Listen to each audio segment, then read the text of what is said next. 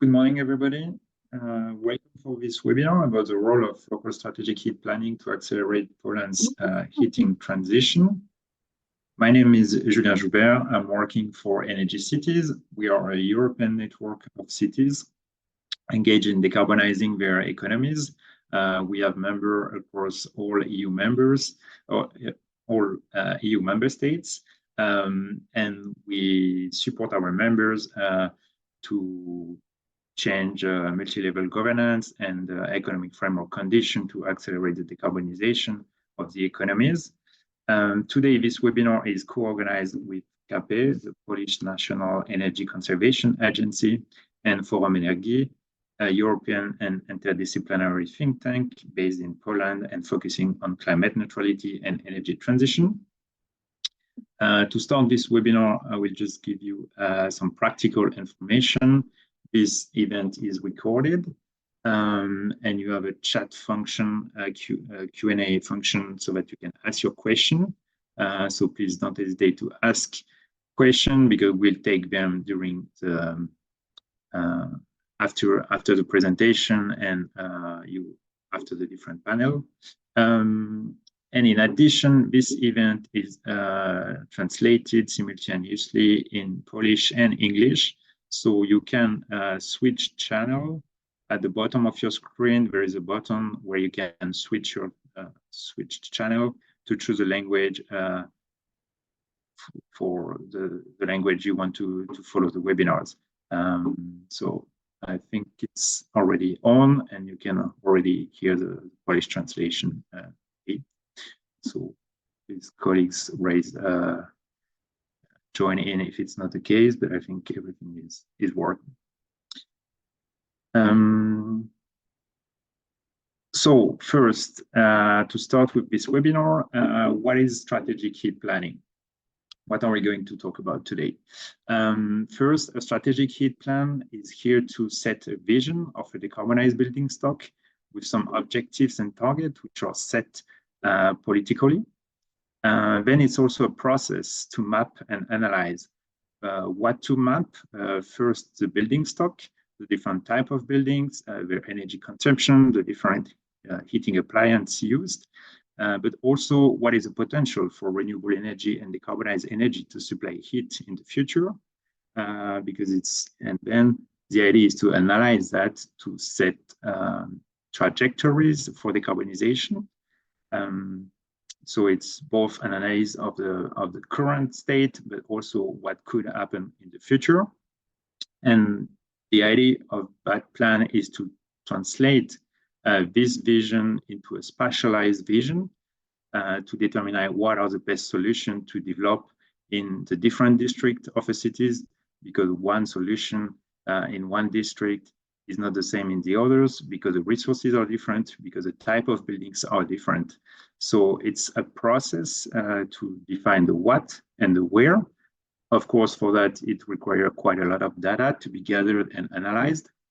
But it's also a process, not only technical, but it's a process which is engaging different stakeholders, for instance, energy companies for sure, but also citizens and other stakeholders like businesses, industries, which can be a heat producer, for example, and to set up scenarios which are, let's say, agreed by the majority of the stakeholders, so that then it comes to a roadmap which can be implemented and which has a momentum.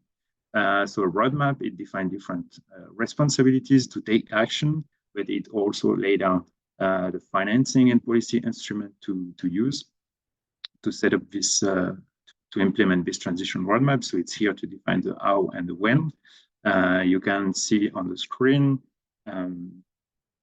first a map of the city of Bilbao, which is the heating and cooling plants, where you can see in red the area where district heating and cooling could be developed, for instance, and where in blue heat pump are the most relevant solution to decarbonize the building stock.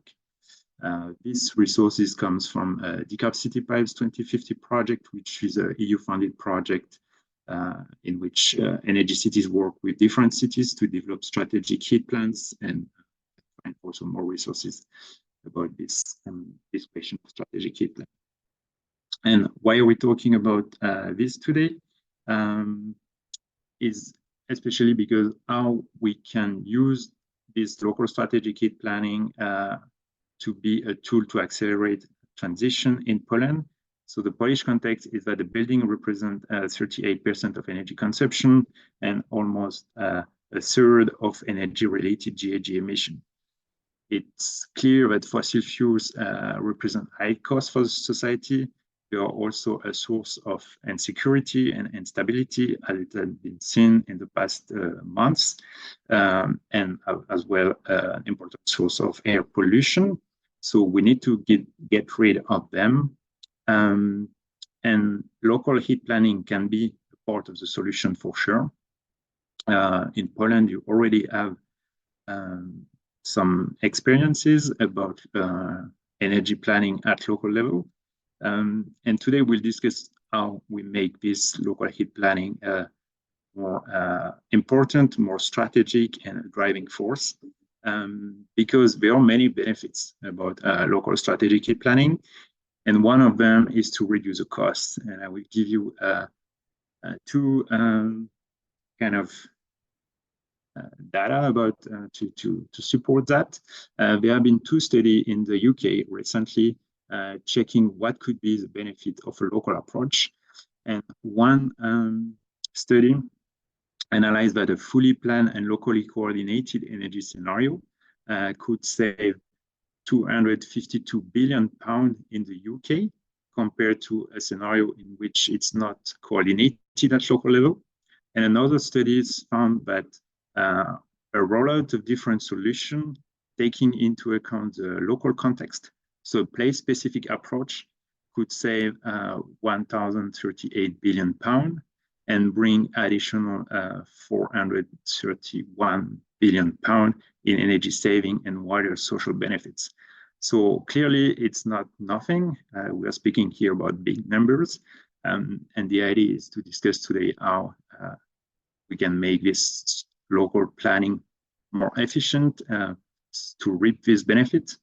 Of course, local approach is also a better way, according to us, to engage people, because local authority are a better place to engage people at the local level. They know them, they know their district, and the goal is ultimately to improve the living condition of people. So today, to our agenda to unfold a bit this different topic is that we'll start with different presentation from our distinguished speakers. That will be the first part, and it will be followed by a Q&A. Then we'll move to a panel discussion about what needs to be changed in the law and the Polish law to make heat planning a reality for all local authorities. Then we'll have a short screen break. And to finish this morning, we'll have another panel to discuss about how to support local authorities and which kind of support is best adequate for them. So we'll start already with the first part, and I will present our different speakers. I'm delighted to have with us Karolina Lot-Babut, who is the managing director at the Polish National Energy Conservation Agency. We have also Claudia Canevare, the head of unit of DG ENER, the European Commission, and Gregor Stobolczyk, director of the Department of District Heating at the Ministry of Climate and Environment of Poland. Thank you very much to join us today. Karolina, I will give you the floor directly to set a bit the scene and why local heat planning is an important topic for CAPE. Thank you, Julien. Dzień dobry Państwu. Jak usłyszeliśmy Good morning, ladies and gentlemen. As you have heard in practical information, the seminar is translated simultaneously, so I'm switching to Polish. Thank you very much for inviting me and for giving me the possibility to deliver my presentation, I was requested to give you a brief insight into energy planning potentials. That is something that is the topic of the seminar. I've got a number of slides in order to support me in my introduction into the discussion, why this energy planning is so important and how much there is still ahead of us. Energy planning, one of very important activities of ours. We've been in business since 1994. Next year, we'll be celebrating our 30th anniversary, and we have been created by the resolution of the Polish Parliament. So the Agency of Energy Conservation Limited Liability Company will never know what was the reason by coining us up this way by the Polish lawmakers. But we have had kind of two branches or two legs to stand on. The first one, a commercial market, we are a consulting company. However, our code of conduct informs us that we are also a public company. Therefore, we exercise advisory services to companies. We carry out different kinds of audits, optimizations, energy optimization for different business sectors. We carry out information and education campaigns and a whole array of different projects. This includes energy planning. Both legs are very important for us.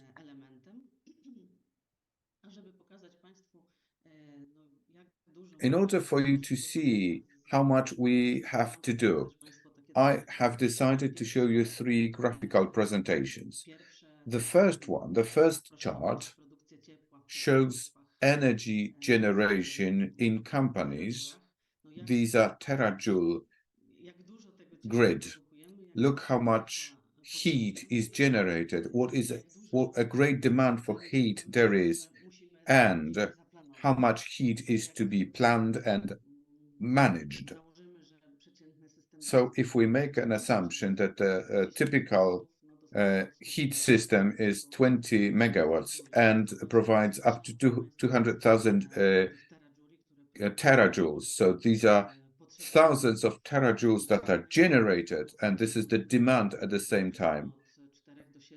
4 to 7 gigajoule is supplied for the building. This is central heating. If we have hot utility water, we can reach up to 10. So Mazovia, this is the voivodeship where we generate over 76,000 terajoules. This is much to plan and manage. And the second one is the structure of heat. Poland is based on coal. In both panels, we are going to talk about those issues extensively. Hard coal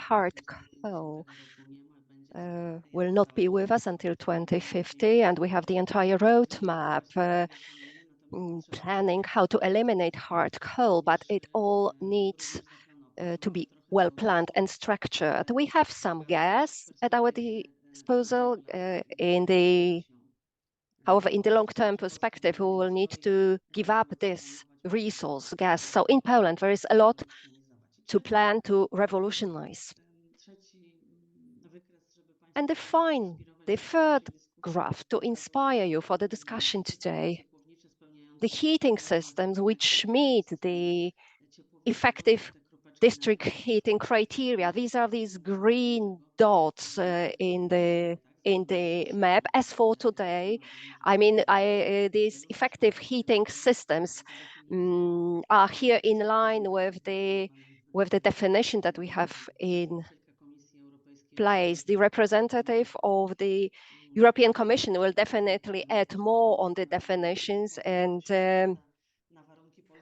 Grzegorz Toblarczyk from the heating department at the ministry will also add on the structures and definitions, terminology. So definitely the criteria are going to be even more stringent, but actually even today with the old definitions, we can see that those efficient district heating is scarce in Poland practically. So once again,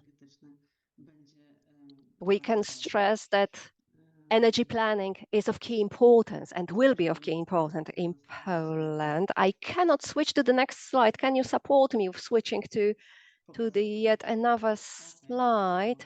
Oh yeah, I have this power now. Thank you very much for making it available for me. 2 words on assumptions to the supply plan. I know that the energy planning is going to be covered in further presentations as well, and how it happens in Poland in line with the energy laws. So every municipality needs to deliver its assumptions to the supply plans, how the municipality is going to be supplied with energy of various sources. However, we again have a big potential for change here, because the energy law for the time being only covers those 5 elements, like the assessment of the current state of affairs, the rationalizing undertaking, the surplus and local fuels, surpluses in local fuels and energy, energy efficiency improvement measures, and collaboration with our other municipalities. These are the topics covered by the current law, but there are many more to be involved, and this list should be much longer. Once again, I need your assistance with the slide changing mode. Thank you very much. I think I have it. Yes, indeed. However, I need to switch to this particular one. As an institution, Polish National Energy Conservation Agency, we support with the development of assumptions to the supply plans, and I'm waiting for the discussion with the representative of the Krakow City Hall, with which we collaborated as regards the supply plan assumptions. And it's really worth extending the scope of the assumptions by further elements like the energy transition, provision of energy security, outcome analysis, KPIs, or various monitoring elements. We all know that the new Recast Directive is in place now, a completely new approach to energy planning, both at the national level as at the regional and local level. So I will be eager to hear about the assumptions under the new directive, what the new challenges are, what the new tasks are ahead of us. So that's my brief introduction to the topic, to the discussion. And thank you very much. And looking forward to the next presentations, to speeches, and to our discussions panels to learn what we can do more. Thank you very much.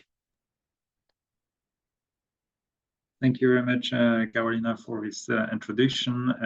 As you clearly showed us, there are, well, not so many, let's say, district heating system, let's say, compliant according to the latest standard, but still there are some, so it's possible. So thank you very much, and we'll discuss how to make it even a bigger movement toward decarbonization. As you say it, there are also changes in the EU regulation, with new legislation coming from the Fit for 55 package, which most of the directive and new texts have been approved and voted in the final version. One of them is the Energy Efficiency Directive. And today we are grateful to have with us Claudia Canevari from the European Commission. Mrs. Canevari, can you give us a short update on the latest development regarding heating and cooling legislation, please? Yes, good morning, and many thanks for the invitation to this meeting. Indeed, the Energy Efficiency Directive recast was published in September and entered into force on the 10th of October, and member states now have 2 years to implement it. The directive includes various important, let's say, developments or improvements compared to the 2018 directive that is presently in force. And one that I would like to recall, which is of general interest, is the new binding energy efficiency target for primary energy consumption for 2030. The target was reduced to 11.7% compared to the 2020 reference scenario. So this is what the EU as a whole needs to reach. And the fact that is binding is a very important development. It puts the target for energy efficiency at the same level of the renewables and greenhouse gas targets. This will be, in our reading, a push for member states to be more effective as regards energy efficiency. And what is also important is that the target is complemented with a strong governance mechanism and gap filling mechanism, so that there are some instruments that the Commission has at its disposal in case the member states do not deliver on what is expected. And beside the target, there are various different measures that are included, like, for example, the increased annual energy saving obligations in Article 8, the present Article 7, a very important article as regards reaching the target for energy efficiency. But in the context of what we are discussing today, the recast also includes several measures to stimulate the transition in heating and cooling, and particular attention is paid to network-based heating and cooling solutions.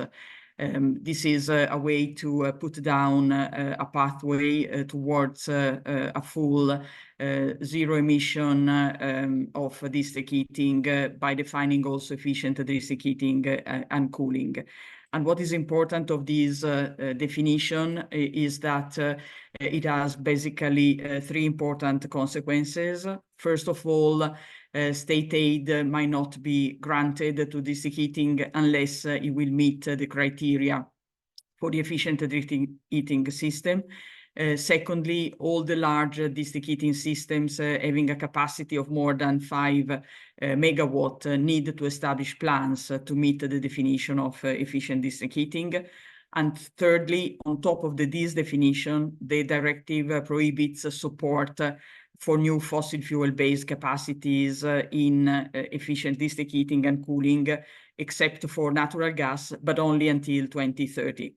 And I would like to recall that also the Renewable Energy Directive, which was also adopted this year, addresses heating and cooling. And according to this directive, member states have an obligation to increase the renewable share in heating and cooling every year. District heating and cooling is, and I think that I'm not telling you anything new, is that it can play really a vital role in the energy system integration. And the requirements that are included in the Energy Efficiency Directive recast and the Renewable Energy Directive will bring these results. And last but certainly not least, last week on Thursday, there was a provisional agreement between Council and Parliament on the Energy Performance of Buildings Directive. And there are also important results as regards heating and cooling. In fact, according to the deal, boilers powered by fossil fuels will be gradually phased out also in local heating in buildings. And this is an important development. As we are all aware, reducing greenhouse gas emissions in the heating and cooling requires long-term efforts and significant resources, and this is why it is important to have good planning. And this is the reason why the Energy Efficiency Directive recast includes various requirements on planning in the heating and cooling sector. I have already recalled what concerns individual district heating system above 5 megawatt, but there are two more planning obligations arising from the directive. One is, let's say, applicable at member state level, and the second one is on a local level. As regards the national level, member states should identify the most resource-efficient and cost-efficient solutions to meet heating and cooling needs. And this is the preparation of, this is basically through the documents known as comprehensive assessments that have already been on the table for some time, and that are strengthened in the recast of the Energy Efficiency Directive. And the next comprehensive assessments need to be notified to the Commission by the end of June next year. So this is for the national level, but what concerns, and this, but that is, as I said, an evolution of something that already existed. Something on the other side that is really new is at local level, and this concerns local heating and cooling plans that must be prepared in all the municipalities that have a population of more than 45,000 inhabitants. The objectives are very similar to the ones to the plans that are done at national level, but obviously the scale is different in the sense that it needs to be more granular and should be done at the local level, obviously, to reduce the use of fossil fuels in heating and cooling. Why is this provision particularly important? We should not forget that the degree of urbanization in the European Union is very high. Around 70 to 75% of our population lives in urban areas, as of course those working with cities know very well. And therefore the local and heating plans are essential and can bring really good results in allowing solutions for the citizens really very close to where they live.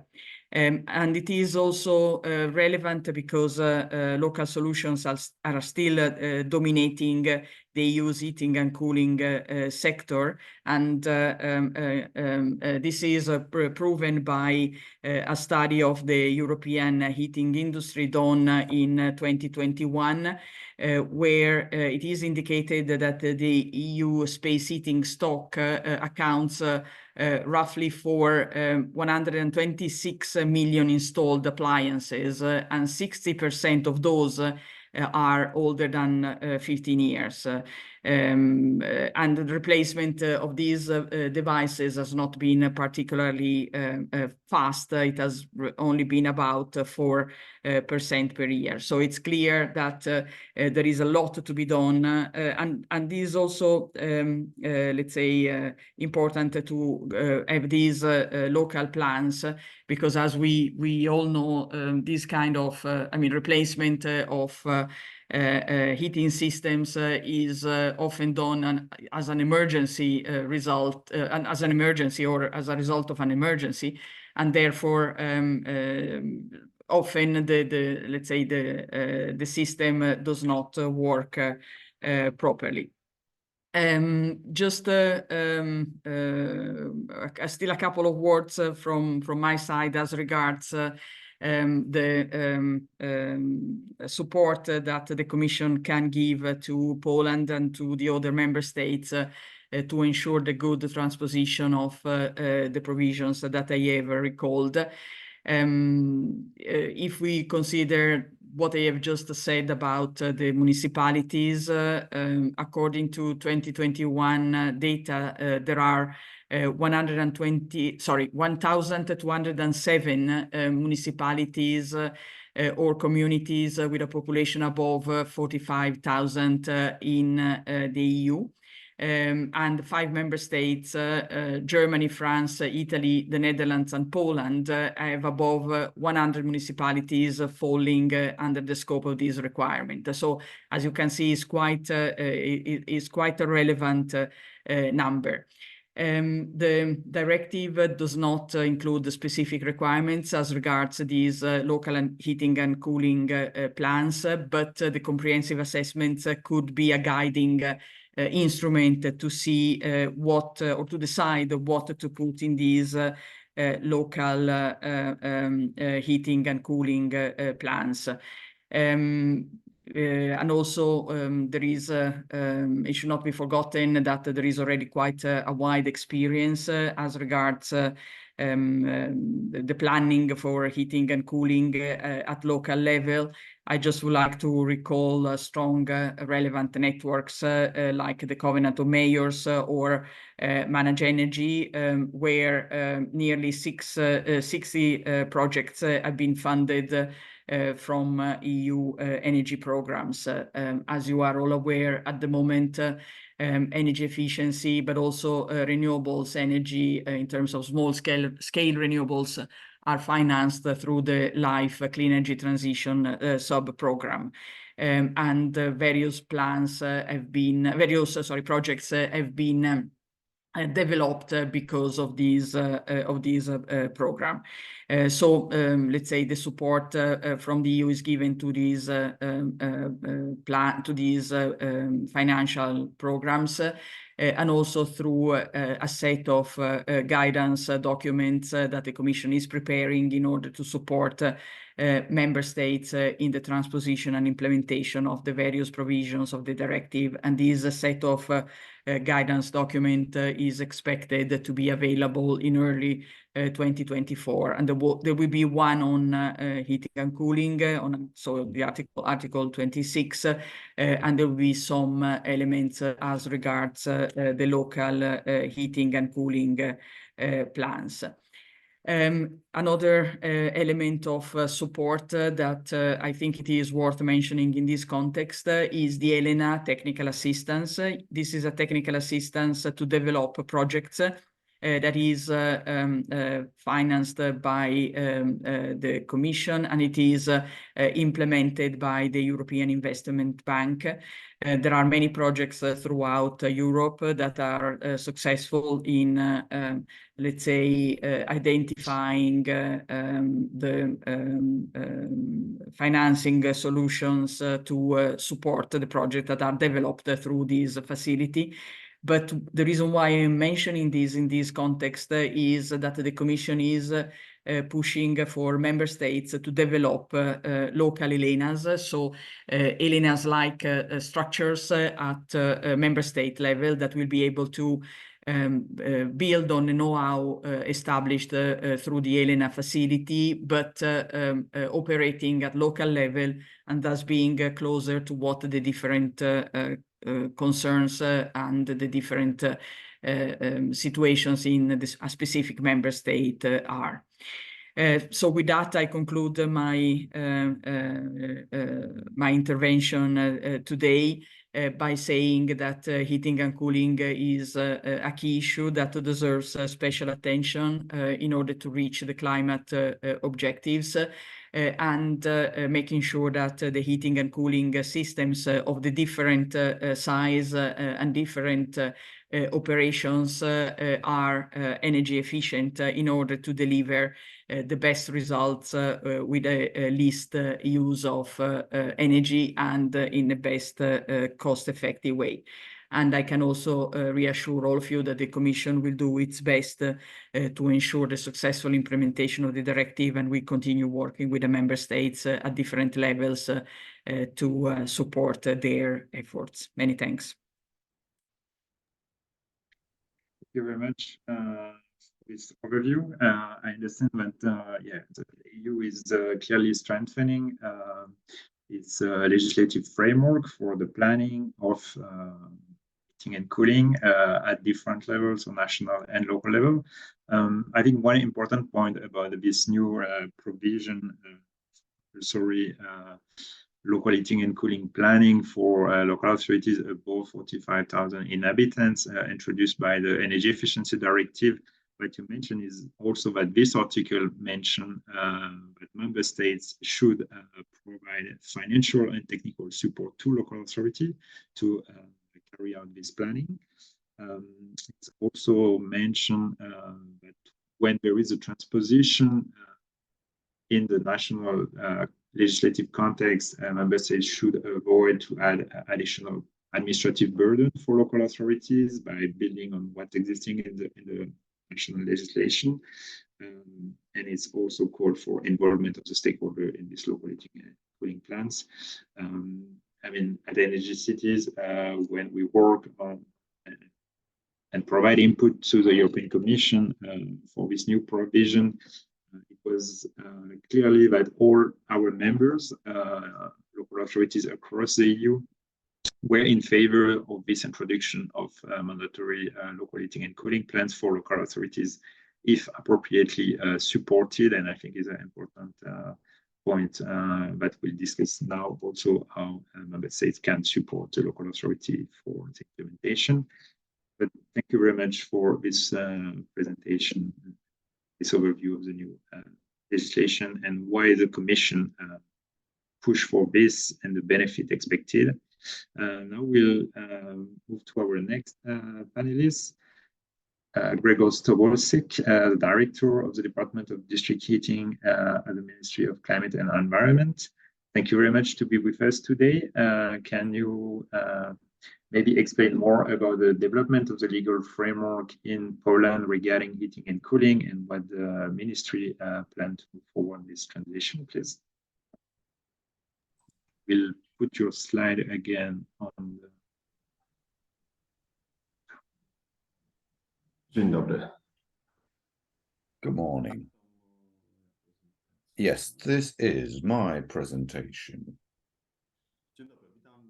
Good morning, ladies and gentlemen. A very warm welcome to you. Thank you very much. Thanks go to Energy Cities and Polish partners, National Energy Conservation Agency and Energy Forum for organizing this webinar and attaching attention to this key aspect of energy transformation, broadly defined, and heating system transformation. Thanks to Karolina for introduction and for the description of the Polish heating sector, and Claudia for giving us an insight when it comes to the future of legislation. So what's in the pipeline when it comes to the new directives which have already been published or are to be out in the nearest possible future. Can I have the next slide on, please? Oh, I can click the slides. Energy transformation. Ladies and gentlemen, the factors that trigger transformation, they are all obvious. Climate goes, safety and security. Oh, computer says no.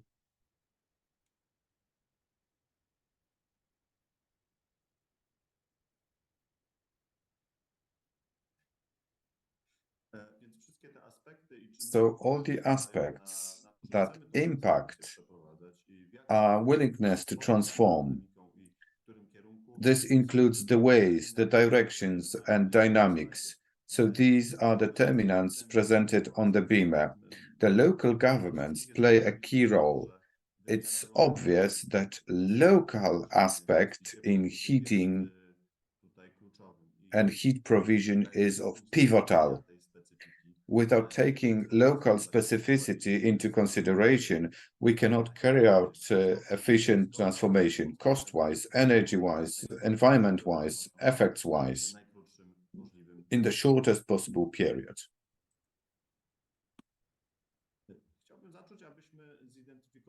I'd like us to identify what we have already had in the legal framework. So there are certain duties like energy law or a local government act. These outline the tasks on planning the provision of heat and gas fuels. In this aspect, communes create plan assumptions and plans Karolina mentioned. This has been in a legal frame for many years. Efficiency may vary, but what needs paying attention to, the legal basis is here. It requires to be more precise. It needs refining when it comes to the challenges Claudia was describing, and from the point of view of implementation of the new directive, what we are in for. However, we have already had a structure which is appropriate to the purpose. So the outline, the connection of different sectors, heat, energy, gas. If there are sector coupling technologies, we can tap into the potential offered by commune's attitude towards its tasks. There is potential assessment in energy generation, electricity generation, cogeneration, high efficiency heating and cooling systems. These being very important aspects that need to be taken into consideration when confronted with the local zoning plan. So how to plan investments into infrastructure at the local commune level in order we avoid orphaned costs and the fact that some of the infrastructure will be improperly used or abandoned. So these regulations push us to plan the energy future in a specific commune so that we avoid negative consequences. Speaking about local zoning plan and local planning, they have traditionally been a part of the legislation. There is the provision for planning and Article 20, the assumptions and the development plan for energy company to supply for today's and future demand, as stipulated by Article 16 of the Energy Law. All companies that operate in gas and energy sector and heat sector to develop these kind of plans. And on top of that, there are limitations regarding the provision of heat and energy. This is related to the previous article. Not only do we speak about heat, but also about electricity and natural gas. So here are the details that are decisive for specific sectors, how to carry out their duties. And speaking about the plan provisions, Carolina was speaking about this a moment ago when she was referring to Article 19.3 of the Energy Law. As a matter of fact, the elements included herein, so what this assumption project should include, that is rationale for use, identification of local resources, renewable energy sources, waste heat, and energy and efficiency first and foremost. This makes it a comprehensive assessment of potentials and limitations and includes a whole array of aspects related to a specific commune. Referring to the new directive, it's worth paying attention to the fact that the public sector will be largely involved in contributing limitation of energy limitations. And we also have the need here so that at the level of plans, we should already include planning for individual public sector units in the execution of individual projects. So if we pay attention to the fact what's in the draft assumption to the supply plan, actually, after that analysis, we should end up with the whole pool of knowledge and body of data, which offer us an opportunity to take proper investment decisions for energy utilities, but also for heat consumers, for developers, construction industry, housing corporates, and other significant heat consumers and customers. In this slide here, you can follow the interrelations between the draft assumptions to the supply plan developed by the municipality or commune and the energy utility development plan. The interrelations between the two draft assumptions and the development plan. We do not have enough time to analyze every single item in here, but this structure here in its essence, it's constructed adequately, properly. It requires some refining, but this intertwining of tasks and obligations that individual stakeholders are to complete should, at the end of the day, allow us to reach the trajectory of the transformation and change in heat delivery. Please note that we are in those supply plans and development plans, we focus on energy utilities. However, in this transformation, in the transition, we need to have a more extensive view from the perspective of the energy and climate challenges. So it's not about decarbonizing or transitioning individual heating plant, individual heating source. The question is how to provide the heat comfort with customers in facilities, households, among commercial customers, how to provide heat and supply heat, but at the same time meet all the challenges ahead of us. That's why this mapping is so important. Viewing those various energy sectors which function in municipalities and communes, all the infrastructure, heating, gas, electricity, having it all in mind, we should pick the optimal solution for a specific location. Bilbao mapping, Julien has shown that how in a particular city, the mapping of the most efficient, the most proper supply system should look like. So the combination of sectors, the choice of sectors which are most efficient by cost, by environment, etc., etc. Costs, I mean those born already, but also those ahead of us, given the limitations in the state aid or limitations of various support projects, because every project has its limitations indeed and has its end somewhere. The financial instruments executed already in Poland, like the modernization and development of the heating systems of district heating, we all know that those investments are extremely costly.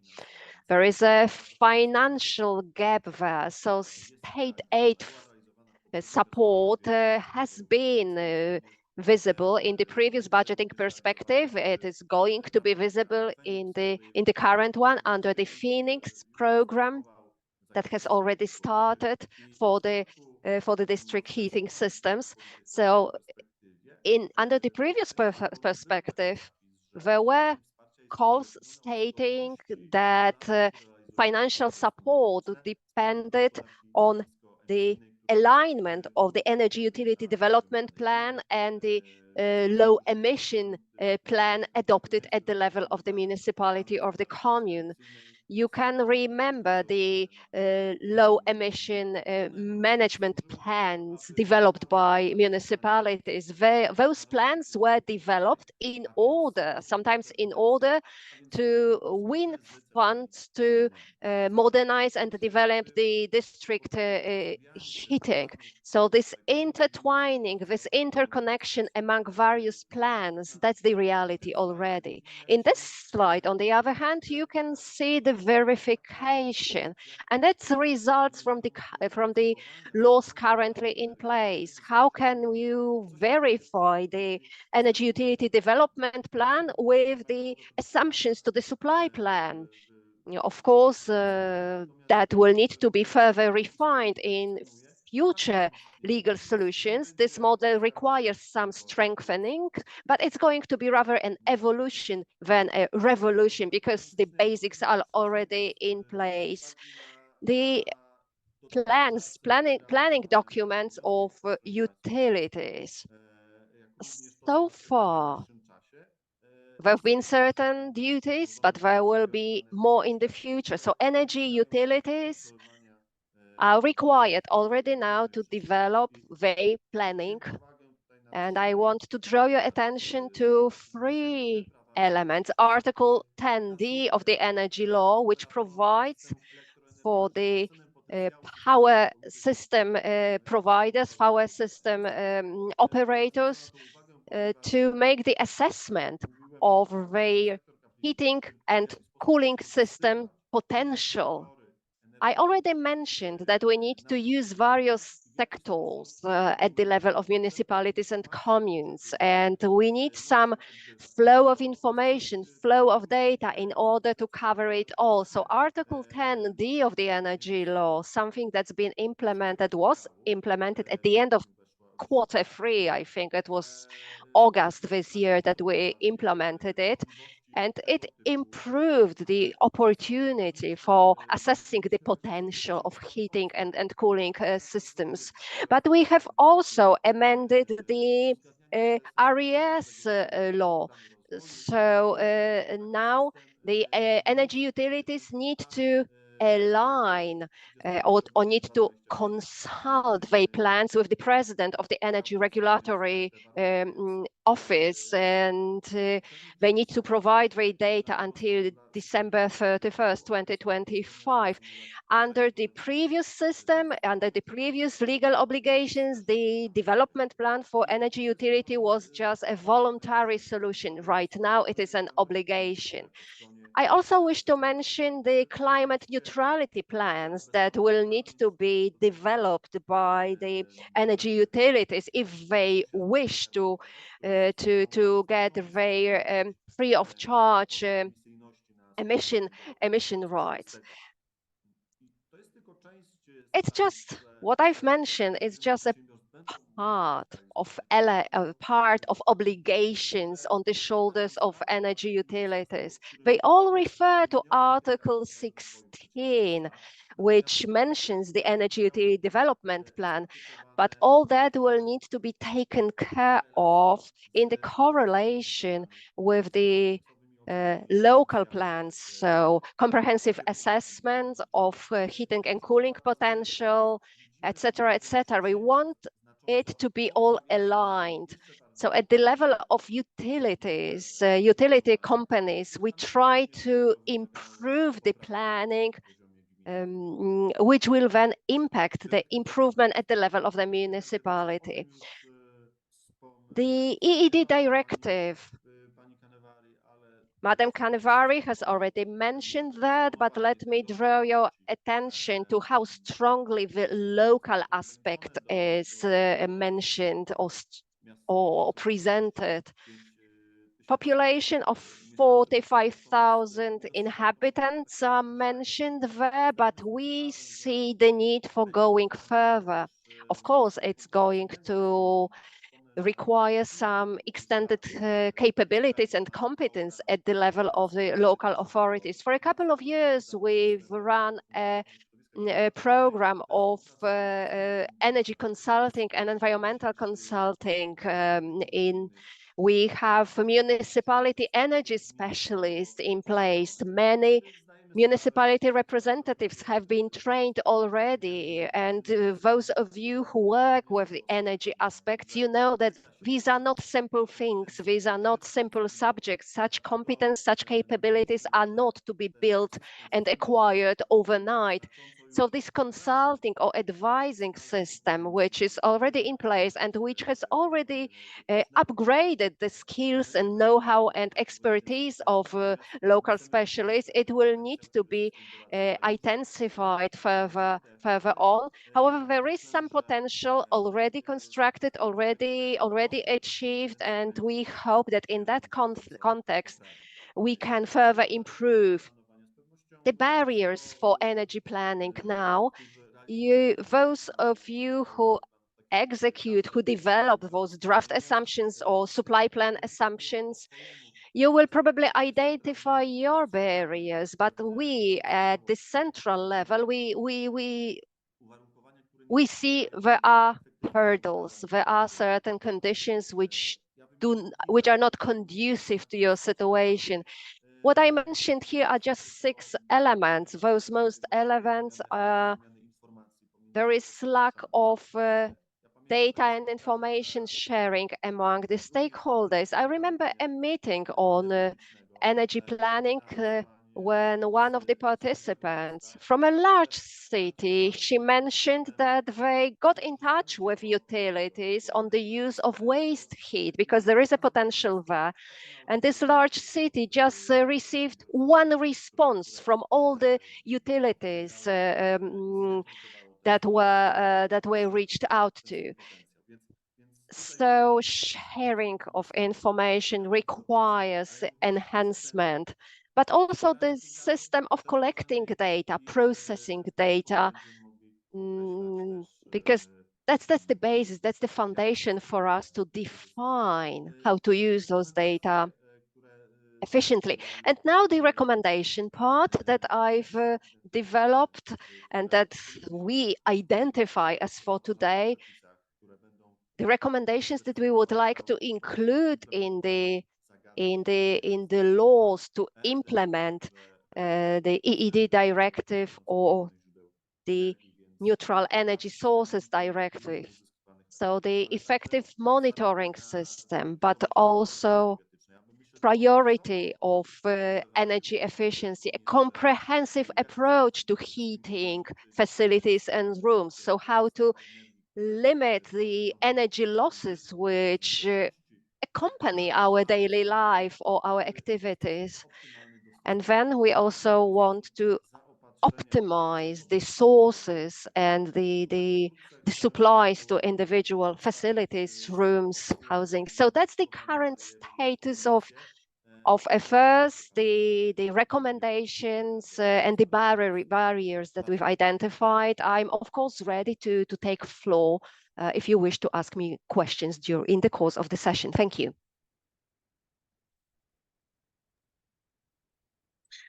Thank you very much for this presentation. So indeed, you're quite a basis of legislative framework and already gave us a good insight on how you want to improve it. There are some questions already in the chat function. So I think we'll answer some of them during the panel. Maybe I can already ask you one, which is about what is going to be the procedure to adjust all these upcoming laws, and also what are the deadlines regarding to this new adjustment that you want to do in the legislative framework.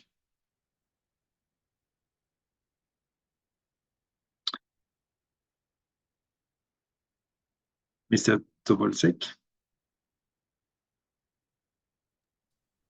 can you hear me? Więc jeśli chodzi o plany, proszę Państwa, jesteśmy na... Speaking about plans, we are in the initial phase, consulting analysis of EED directive. We are most advanced in energy efficiency. In October, we started substantive work, but it's too early to show recommended tools and strategies for the objectives. So I think that after the initial analysis phase and after outlining delivery variants and variants of legal regulations to be implemented, we can consult it further on when we have the first ideas and ambitions. So it's premature to say how it is going to be implemented now.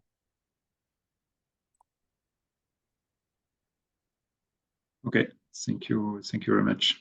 There are other questions Q&A box, so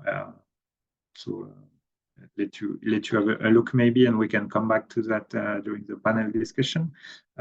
So I would like to thank very much our speakers for their presentation, and we'll move to the panel discussion. So for this panel discussion about digging a bit more what needs to change in the law to make local strategic heat planning a reality for local authority, I'm pleased to have now with us Krzysztof Skowronski, who is the director for the Department of District Heating Transformation at the Polish National Energy Conservation Agency. We have today as well Andrzej Ladzecki, director of the Department of Municipal Economy and Climate at Krakow City. We have also Kamil Kwiatkowski, a research project director at Euros Energy. And finally, my colleague Melanie Bourgeois, in charge of EU policy, media, and campaign at Energy Cities. To start with this panel, I'll give the floor to Mr. Krzysztof Skowronski for a short presentation. Krzysztof.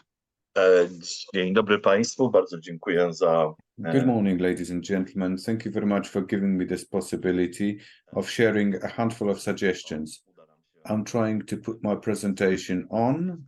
Everything works seamlessly as far as the slides are concerned. Ladies and gentlemen, first and foremost, I'd like to thank for the previous presentations. Julian, your presentation was excellent. Claudia's presentation makes it possible to see the changes and the objectives that we are to deliver. And a very good presentation from Grzegorz Tobolczyk, which shows the as of today's state and the legal status. It's not that bad theoretically, because we've got a broad scope of planistic regulations.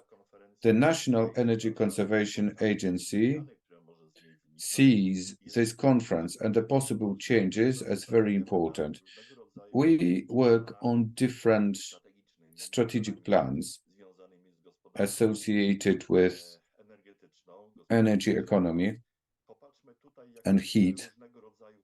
Look how many different strategic plans have been created at different levels. We had low emission plans. We've got assumption to the plans and heat provision plans that were discussed. Low-level emissions limitation, strategy for electromobility, activities plans for sustainable energy use. We have different sectoral programs. We have developed strategic environment assessment and impact programs, energy policies for provinces. They may not be required, but we feel the need to develop them. And we have developed a number of plans of this kind. Heat provision studies, where energy plans are insufficient. The local governments address us to provide island type of solutions for the places that are not covered with specific plans. And a working plan, working topic, feasibility studies. As Claudia Canavari mentioned that, ELENA program. ELENA program makes it possible to have 60 different towns or CHPs or heating plants that have had their feasibility studies developed, which pave the way for giving up on carbon solutions and choose more ecological ones. It's happening in Poland, and I think that we have assumed a good direction, but it's not working to 100%. And I think our panel should suggest different solutions or proposals. Some proposals were shown by Director Grzegorz Tobolczyk, but there might be different points of views that we want to discuss. And what I want to suggest are discussion points in order to initiate plans related discussions.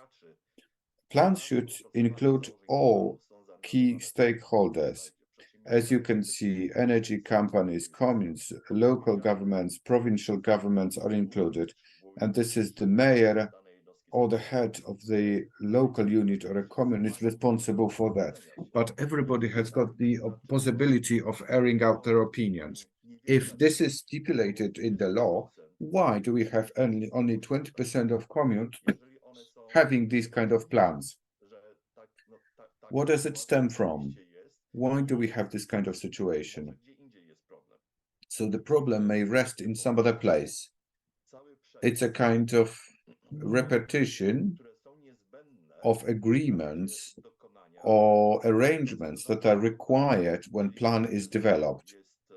So we can see there is a selection of the plan-making company. There are provisions for the plan.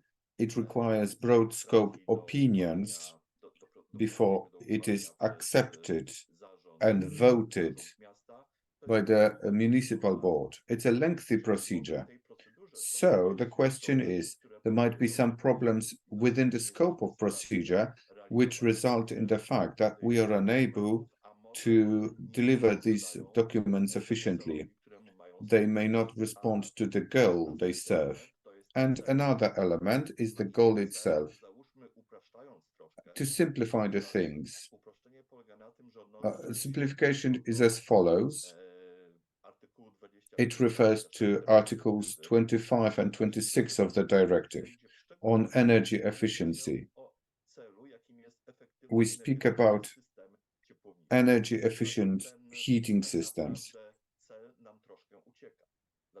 And we kind of lose sight of this goal because today's regulations indicate the efficiency of heating systems. It's clearly indicated how it is to be done, but in the years to come, 2027, 28, 35, 40, up to 2050, we are supposed to have 100% of renewable energy or waste heat. So let me refer by using this slide to the next question. Waste heat is the most difficult to learn about when we develop these kinds of documents. And there is another definition path that was not present there before. It can be related with greenhouse emissions into the atmosphere. The emission standards are pretty harsh, reaching 0 grams by 2050. So if we plan big investment outlays, we cannot plan them in a year or 5-year or 10-year perspective. When we have these kind of investment outlays, we need to see the end of the goal. We need to plan it this way. We need to see the perspective by 2050. Not necessarily does it happen in today's plans. We need to encompass technology changes and a starting point, as pointed out by Carolina at the beginning of our meeting. We have the predominant coal position, but we have a predominant position of high temperature heating systems. This is not the future. Technologies change. Are the generations? Well, it's a very good chart that can be discussed at length. Lower parameters make it possible to have a broad scope use of renewable energy sources and accumulation. We are in the 3rd generation of heating systems with temperatures over 100 degrees centigrade. This makes it difficult, especially for a big city, to show the objective, the target, especially with this economic volatility like fuel price changes and things to foresee.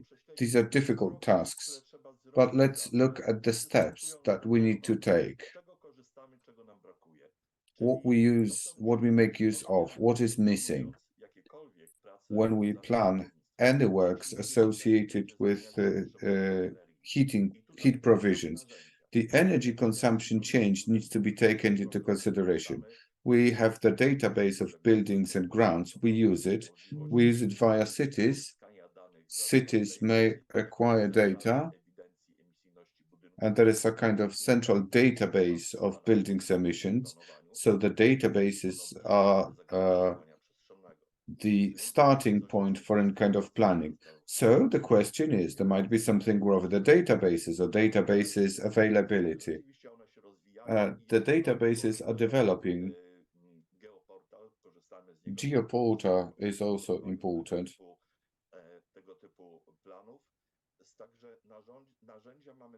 So we have tools. Tools are getting better and better. Regulations and the objectives for the buildings and the tasks for the buildings. If we have to limit heat consumption, we need to take this into consideration when designing buildings. So heat consumption changes, and then supply sources analysis. We need to identify alternatives and have broad scope access to tools. This is a very important element. Cooperation with other communes, synergies, energy classes, energy cooperatives. This is under development now, and this is a very good element. This collaboration combines communes and companies. This is a good direction, but there are some links missing, which results in these papers not as good as they should be. We should have kind of variant scenarios. We create scripts, we look for optimal setups, possibility to acquire financing. In brackets, you've got the elements that are missing as of today, that are not taken into consideration in the analysis. So we do not take into consideration these elements in the brackets. So we do not carry out full scope economic analysis at the assumption phase. So this might be another problem that needs discussing. There is a plethora of topics. We may identify them during the panel, but one thing is certain, this is the mayor of the city or the commune leader, so the local commune head that is responsible for energy planning, how to change it, how to modify it. The local government units should be the front runner in this respect. And my postulate is heat provision plans. They should have the same status as zoning plans. We use this as the basic tools for planning. And I've got the feeling that the heat provision plans are not that strong because they do not translate into actual decisions when it comes to zoning plans, implementation, construction permits. The plan should be executed in local legal frame so that it is implemented. And the second element that I'd like to pay attention to, when planning, we need to have a broad scope vision. We don't have the national plan for energy and climate, Polish energy, strategy for heating, energy law. They are on paper, but what I find a problem, and I gather this from my preparation of plans and cities, there are assumptions that are based on national solutions, and national documents, planning documents or strategic documents, like the National Plan for Energy and Climate, they do not take into consideration the things that we are discussing. The package or Green Deal policy and Fit for 55, or the new directive that has appeared recently. Whereas we have only 2 years for the implementation. And for me, that's the major issue. We develop certain documents which are still based on the winter package, which is a historical package from several years ago.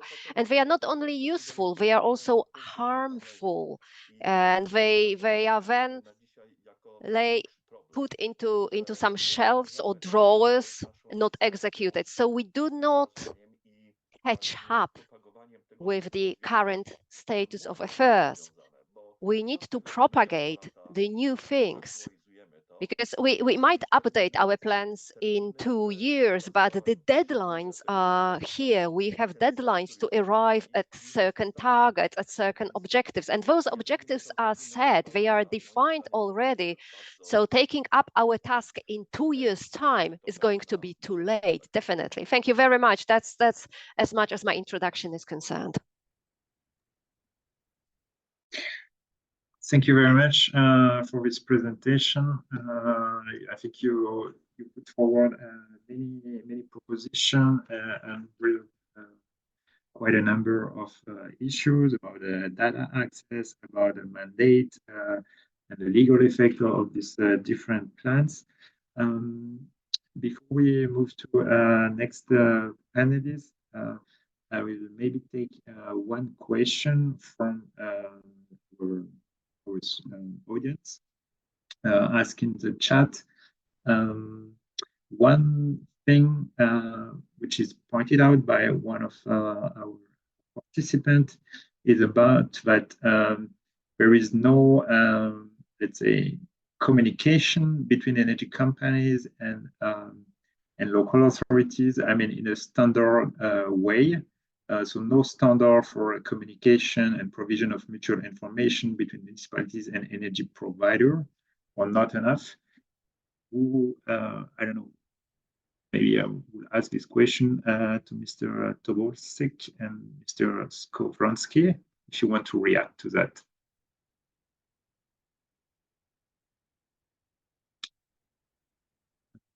Mr. Tobolsek, maybe if you want to be first. Is it for you one of the main issue?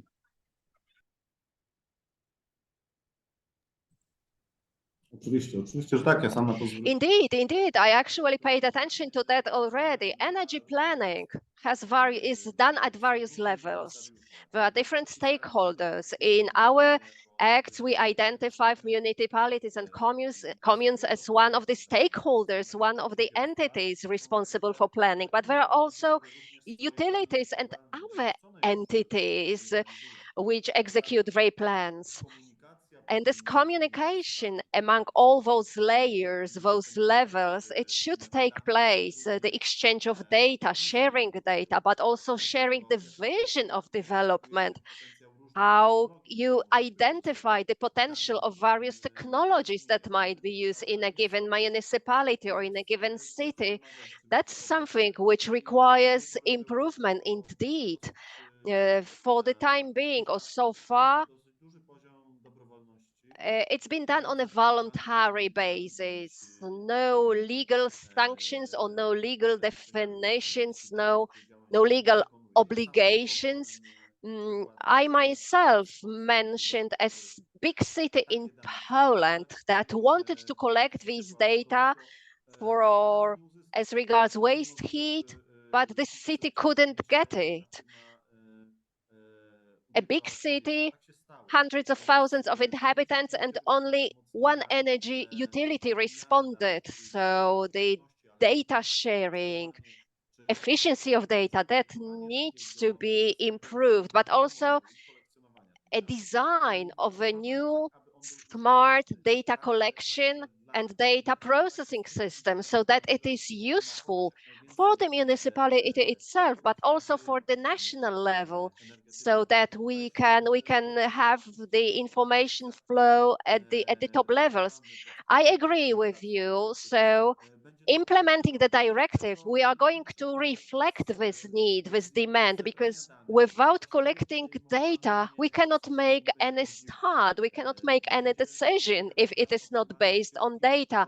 We cannot pick the optimal development trajectory. Let me offer you an example for data collection or the identification of what we have in our areas. Recently, we have an ever bigger number of municipalities who apply for funds to recognize the geothermal potential. We had a program that could even 100 such projects in 100%. So exploratory projects to recognize the geothermal potential.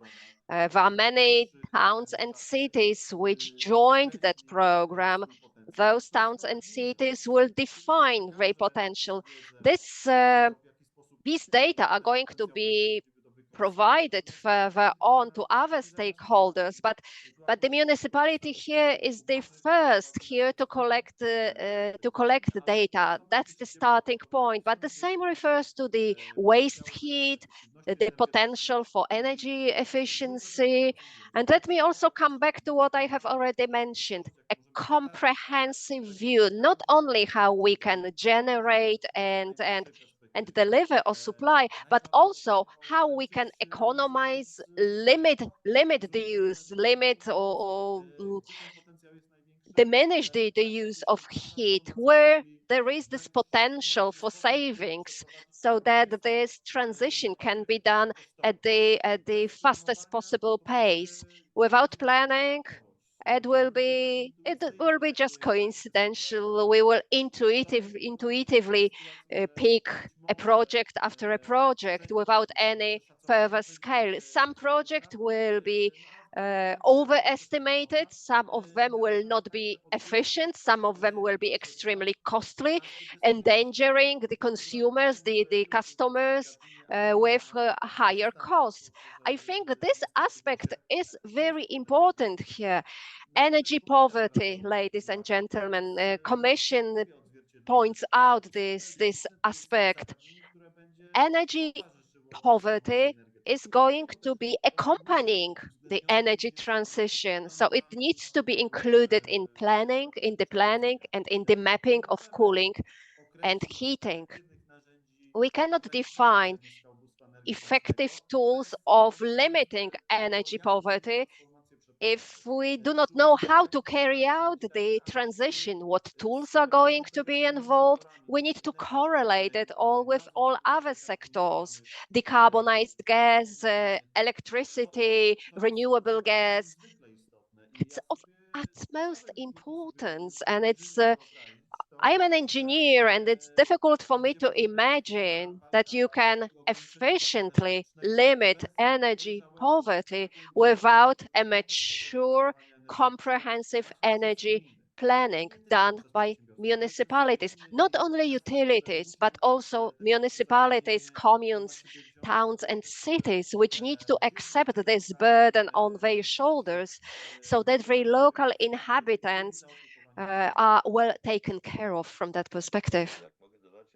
If I may add, I fully agree with my fourth speaker, and I'm glad that Grzegorz is in charge of those topics because he feels the importance of certain aspects. But let me express the following.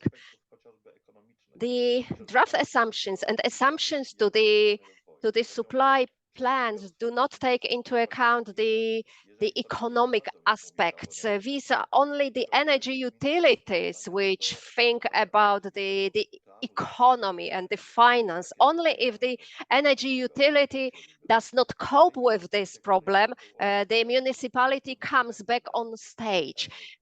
That's how we face those elements. We cope well with buildings. We have database on emissions for buildings. We collect the data and we can use those data efficiently. But the big mistake is that we do not register waste heat. There is an obligation that all large enterprises, included energy utilities, that they need to develop their audits, obligatory audits. And in those audits, we should see the description of the opportunities for using waste heat. But we don't know it because that information is not shared with us. And it's an issue because the major aspect now is to use the waste heat. If there is no such obligation, utilities, enterprises do not share such data, and we are blocked. We cannot include those data in our planning. I'm glad that geothermal databases are being developed. A lot is happening about that in Poland. We have the potential in Poland. The solution is not ideal, but they do some first steps. But it would be great that all cities and towns were aware of the geothermal potential, etc., plus the financial support. That would be a great direction for the action while planning. Thank you. Thank you very much both for your insight and suggestion. We see a number of barriers to make heat plants more effective. I would like to give now the floor to Mélanie Bourgeois.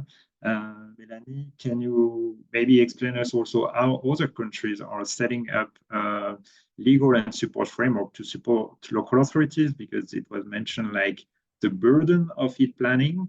Is it a burden, or is it well, at which condition can be maybe supported in a way it's not a burden? Yes, thank you, Julien. So at Energy Cities, we have done one EU analysis, a state of play of local heating and cooling planning.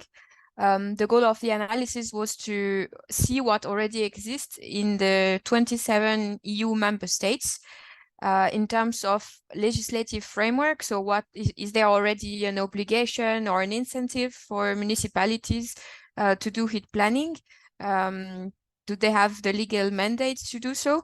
And we also look at the support framework. So how municipalities are supported in terms of financial framework, technical framework, in terms of skills and trainings, and also regarding the access to data that we already mentioned in this panel. So I can share with you some good practices that we identify in these different countries, and you will receive afterwards the EU analysis that is also available in Polish, where you can have a summary of all of these findings of our analysis. So what is working well to set up local heating and cooling planning? We have identified a few features. First, it's working well when all local authorities have to make these heat plans. And when there is a good multi-level governance framework. I mean, when there is a good alignment between the national, the regional, and the local strategies to decarbonize heat. So when this different level can talk to each other, and when their strategy can answer each other, this helps to guide cities and to have coherent strategies overall. So this we can take the example of the Netherlands. In Netherlands, all municipalities have to do heat vision as part of the program Phase Out Gas. There is a strong cooperation between the national, the regional, and the local level. They have multi-level dialogues and various workshops where all the representatives from this different level can participate. According to the Dutch climate agreement, the municipal strategies have to comply with the regional ones. So it's ensure that it's quite coherent at the regional and then at the national level. Another aspects that make local heating and cooling working well is to have a really clear definition in the law of the scope, the objective, and the content of the local heating and cooling plans, to make sure that local heating and cooling plan cover both the demand and the supply aspects, that they look at all technologies that can integrate renewables in the heating sector. So not only district heating, but really all technologies, and that they have a spatial vision on the entire territory of the municipalities. So for this, we can look at Germany. In Baden-Württemberg, they set up really clear goal. So since 2021, we had the regional law that set up an obligation for municipalities to make their heat plan. The objective they should have is to have climate neutral heating in 2040 with midterm vision in 2030. And in this law, they have very clear guidance on what should be in the local heat plan, like mandatory element. So this really helps to guide cities. Also, they receive a lot of technical support in Baden-Württemberg. They have really good guidance and technology catalogs to know what technology is the best fit for their territory, and workshops where they can find support from the regional energy agency. So in Baden-Württemberg, they have to submit their plan by the end of this year. So in a few days, a lot of cities have already done it, but we will soon see how all the plans are looking like. Maybe two other key features that really help to leverage the potential of local heating and cooling plan. One is to give strong legal mandate to municipalities, so they can really enforce the plan, implement the strategies that they imagine. This is the case in Denmark, also where they do have a lot of district heating, and the city council are in charge to regulate both district heating and the natural gas network, which gives a strong legal mandate to municipalities. The city council can decide about compulsory connection to district heating for existing and for new buildings, and they can exclude some heating systems in existing or in new buildings. This is very important because it ensures that municipalities can have a long-term vision and that they can ensure the economic viability of their plan. So what they actually plan in their strategy with a certain number of buildings connected, with a certain technology per district can actually happen because they have the legal mandate to enforce it. And the last aspects I want to underline is to make sure that local heating and cooling plan are working well. Of course, municipality need good access to data. This we already mentioned it. Here I want to give one example. In France, there is it's compulsory for fuel suppliers and grid operators to share their data publicly at the street level. So it's an aggregation of 10 supply points for the residential sector.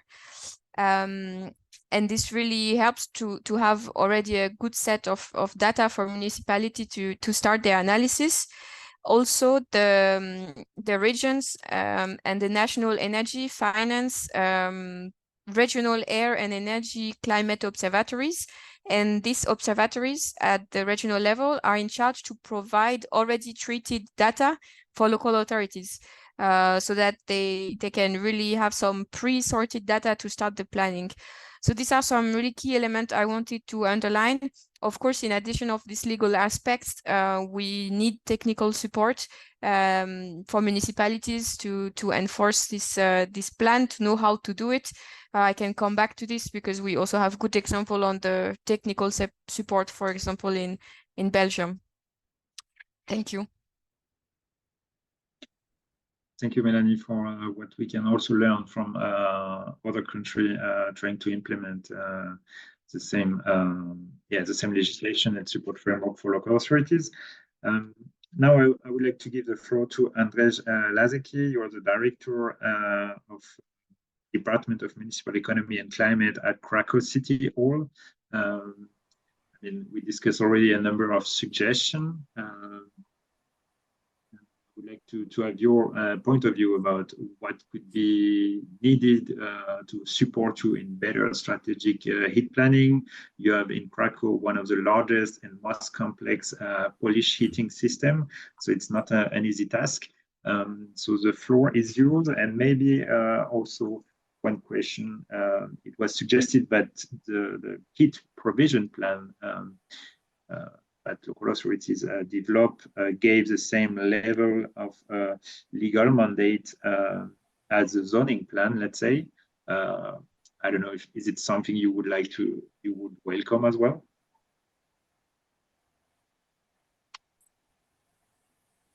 Tak, dziękuję za głos. Yes, thank you very much for giving me the floor. There are many threats that have been touched upon And I agree with Director Tobolczyk that the legal framework in energy law are not bad. What seems to be the problem lies somewhere else.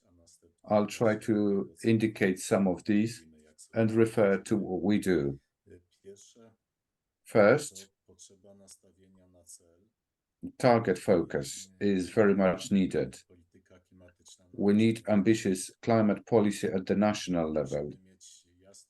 We need to have a clear impulse at the national level showing us what to do, because we don't have this awareness at the municipal level. So ambitious goal targeting and policy. Second of all, exemplary solutions. We do not have enough substantive knowledge at the level of communes, so we cannot work out difficult and complex technological and legal solutions. So we'd like to have a pool of best practices, the best solutions that would be indicative at the national level. It would very much streamline and help in our work. And the third question, data availability. Yes, indeed, this is a huge problem. We are fighting with this. The data is missing, or access to data is insufficient. It would be worth working on this. And the third question, over sectoral question. We are sector focused. We focus on heating today, but we need to have a broad scope attitude, looking at all municipal sectors to find the best possible solution.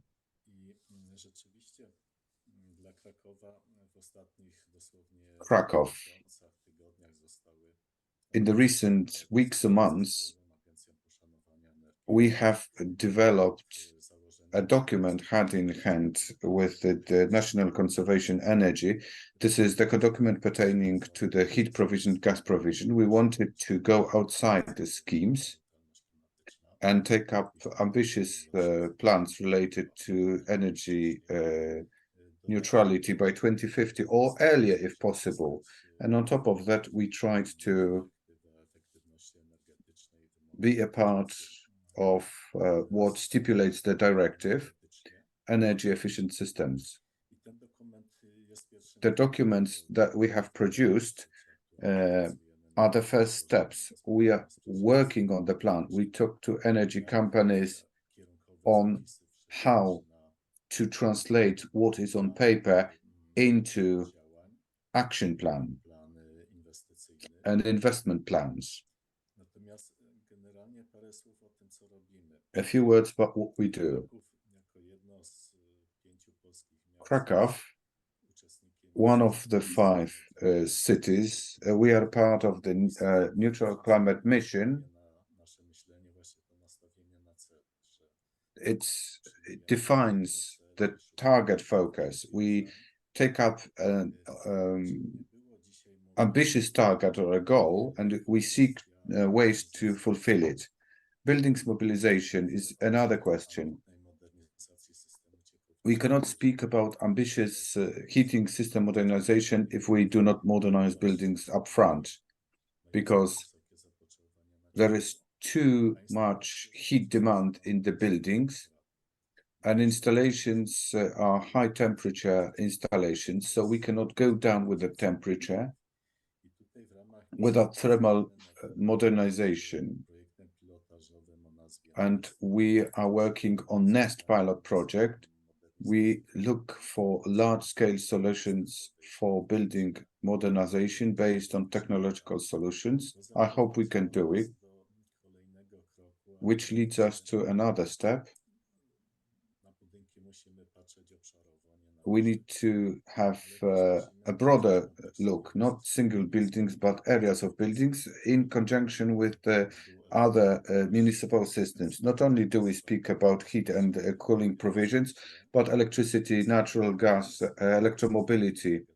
So we can create energy systems simulator. It is supported by the National Center for Research and Development and Nuclear Agency.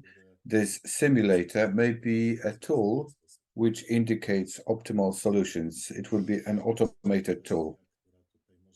And the third question that is really helpful, climate contracts, the ones that we prepare because we develop the municipal tissue, municipal collaboration sphere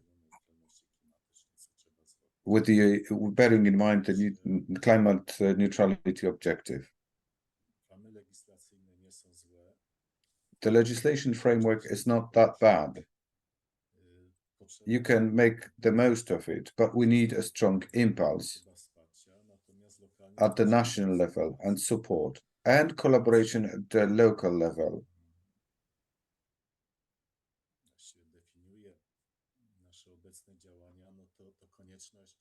What defines our activities is the need to discuss with the heat distribution company, energy generators, and we need to find solutions in this respect.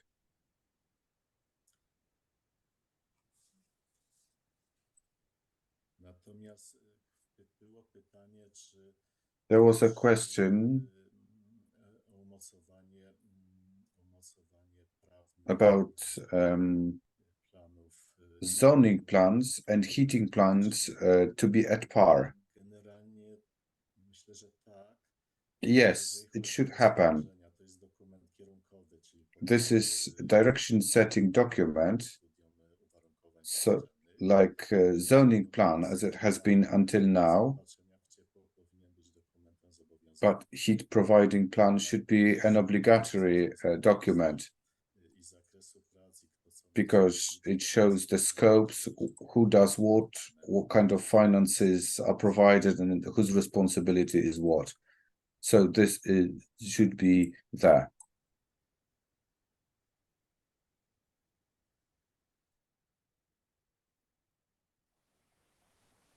Thank you very much for your statement. Maybe one question also from the audience. There was one question about the collaboration, coordination with energy companies. And one participant said that many municipalities are owner of energy companies. Is the fact to be owner, I mean, is it the case of Krakow, and is it the fact to be the owner of the company a facilitation for the coordination, and how you work together to set common priorities with them, and also maybe with the companies that you are not the owners with. I guess there are some of them that you're working with or which you are not owners as well. Can you say a bit more about that? Tak, oczywiście, i to jest czynnik, który... Yes, of course.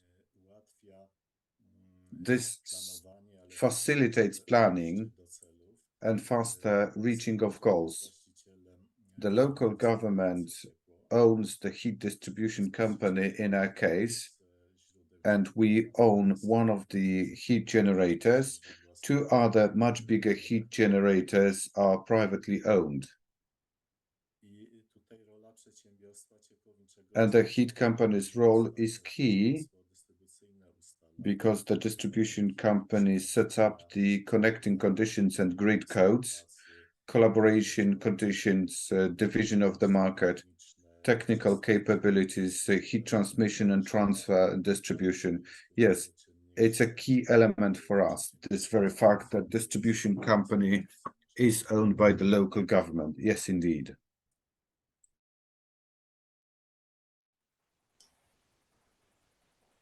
Okay, thanks. I would like now to give the floor to our last panelist, Kamil Kwiatkowski, and you are the research project director at Recast Energy. So you are an energy company. I would like to, so you heard the different panelists which have different propositions to improve the situation at the moment.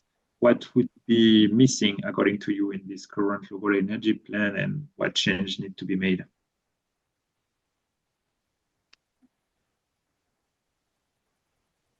You are muted, Kamil. Panie Kamilu, proszę włączyć mikrofon. Thank you for the question and for the invitation for this panel. And actually, Maybe I will speak in Polish, sorry. Dziękuję bardzo za zaproszenie Thank tutaj. you very much for having me here. And I'm really glad because a lot of very valuable suggestions and opinions have been uttered today already. I will try not to repeat the earlier topics in my intervention, and I will try to share some news on the first line on the energy transition front, because that's where we work in Euros Energy, building the demonstrator of heating technology, the demonstrator of heating the technology in Lidzbark-Warmiński, which delivers 100% of heat from bioenergy. But we also work on data, on concepts, and we work with energy utilities. Well, the first thing that I would say state as a barrier, no coherence resulting from no vision, lack of vision. Right now, here and now, we have clarity what this vision is. By 2050, we should have 100% energy from renewable sources. What's more, these renewable sources, it's clearly said that they need to be sustainable, which makes us know where we are heading. And now we can be thinking whether next directives will happen sooner or later, whether we'll have some accelerations or delays.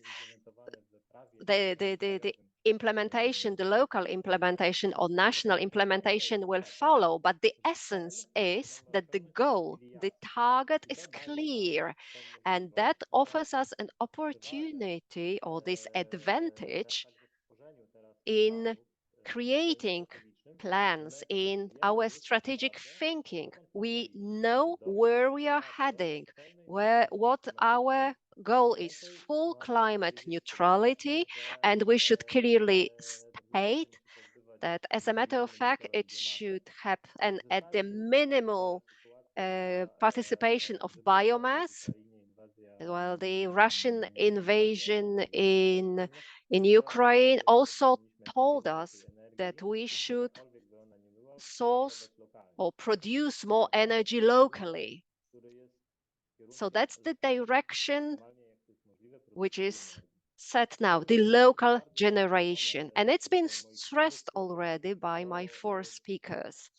One more thing, that's this essence, but I think it's underestimated, this combination in between sectors or the sector coupling. The most productive, the most efficient heat production can only happen via heat pumps for smaller scale systems. But in the case of large systems, heat pumps are also important, but those heat pumps will need to be electricity driven, so they need electricity supply, power supply, like it happens in the Lidzbark-Warmiński. So the power utilities and power grids is going to be a factor in here, because it's going to determine the speed of the energy transition. As that's how we understand it, and we experienced it by ourselves by developing the infrastructure in Lidzbark-Warmiński, where the most absorbing fragment was not the technical construction of the infrastructure, but the connection with the electricity grid, the power grid. And this connection, if we talk about a local solution, the fact that we want to produce locally to the maximum. So you can imagine that the heat generation is supported by heat storage. Heat storage requires, is much cheaper than electricity storage. The full electrification of the heat pump and the heat storage lets us use certain algorithms to stabilize the power grid. It offers us technical solutions in place, and this local power system, so we can plan locally and we can feed it with the bigger pool of energy, because the heating sector, which used to be a problem, which used to be an issue, right now it is an opportunity to base production and generation locally. Our collaboration with large energy utilities and power utilities, that's key, that's absolutely essential. And in my opinion, there should be incentives, like central incentives, to speed up that collaboration. On the other hand, there might be also an option to make the use of local grids more flexible. Those local grids are not necessarily connected with the national one. So we have like a local photovoltaic farm, which can feed the local heating plan, plus also feed the industry. And in this local power system, this local industry, which produces waste heat, can be interested in treating waste heat not as a waste. Waste heat is not so it's difficult to acquire because it's combined with the technological processes of enterprises and factories. So the recovery of waste heat is frequently related with some intervention in the plant, in the factory. Something needs to be changed in the already existing plant. In order to change something, you need to bear a risk, you need to bear some effort, and it needs to be profitable. It's going to be profitable if this plant, if the industry can see some benefit of participating in the local development, having cheaper electricity, cheaper heat or security level. So the role of local planning is of absolute importance here. In this local energy system that is appearing, there is one more item. Krzysztof showed the fourth generation heating networks, heating grids, but actually we can already talk about the fifth generation, where the temperature is really low, 20 plus degrees centigrade, buildings equipped in heat pumps, where the waste heat can be easily consumed, and that function like this flexibility, agility element. So the option of connecting the heat prosumers, but this waste heat offers us the opportunity to generate cooling. But it's critical so that this grid doesn't necessarily need to be fed from the central source. It can be supported by distributed sources, renewable energy sources, and their creation. It always requires it requires space, area. Which areas requires space? Some area, majority at least, and this space is key. It needs to be found reasonably, and it needs to be included in the local zoning plans, of course, developed by the municipalities, so that we stand a chance. If we have a new housing district, we also should have an opportunity to have some area to install areas. That's how we can improve the flexibility of the district heating. And one more thing to mention, one more essential element. You mentioned data. Indeed, data acquisition is critically important for making any planning whatsoever. I know that in National Center of Research of Development in various institutions, we try to have this time-dense data. It's not about any data, it's about high quality data, hour by hour, year by year, temperature, source production, the demands, so that our plans could include the fact that in a moment we are going to have a quickly operating and reacting systems, turning on, turning off, generating surpluses, storing them, using them when necessary, the storage of heat, of electricity, of cooling. All that is possible. It's all feasible. It can be, we can have it in place, and we can see it in Lidzbark, Warmiński, for instance, but it needs to work fast, because the critical aspect is that in order for the energy transition to happen, we do not have much time. We have a very short time, actually. So thank you for this panel about the acceleration in heating or energy in general. Thank you very much. Thank you very much for underlining an important point, especially the benefit of local heat planning to get the benefit of sector coupling, which can only be analyzed at local level, and what also a local solution can bring to the central level. I take also from your intervention the question of land planning, because we need land to install a new solution, renewable energy, and it's clearly in the end of local authorities, and then the need for local authorities as well to get the right tools for modelization, including hourly modeling. Then I think we are coming to almost the end of this panel discussion.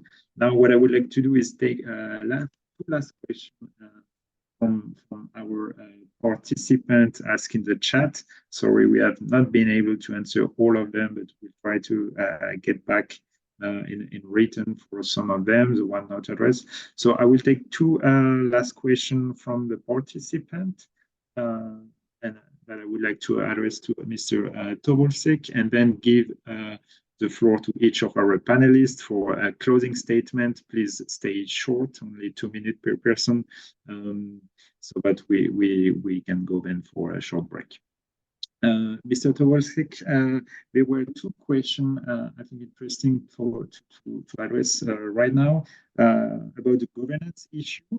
There was one question regarding the assessment of the local heating and cooling plans by the provincial government, and the fact that the law maybe should specify a bit more to which extent this examination should be made, if it can really be made, let's say, upfront, based on the verification of the assumption of the local heat plans, or afterwards with some monitoring of the impact. And so my question is how the national government is planning to involve also the regional or provincial government in this in this planning process, and what would be the role. And another one, it's rightly pointed that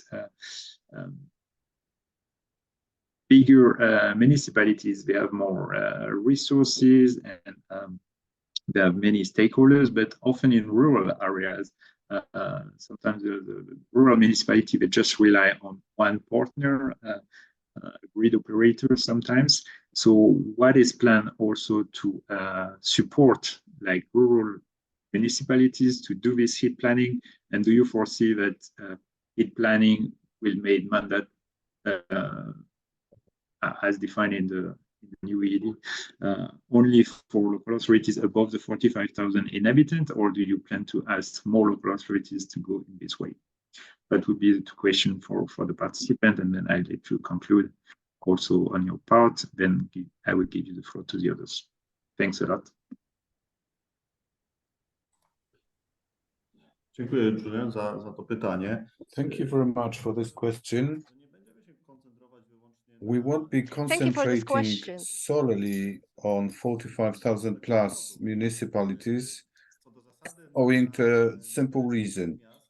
By the very principle, these municipalities have mature companies that carry out professional business in heat provision, but not only, in energy broadly defined.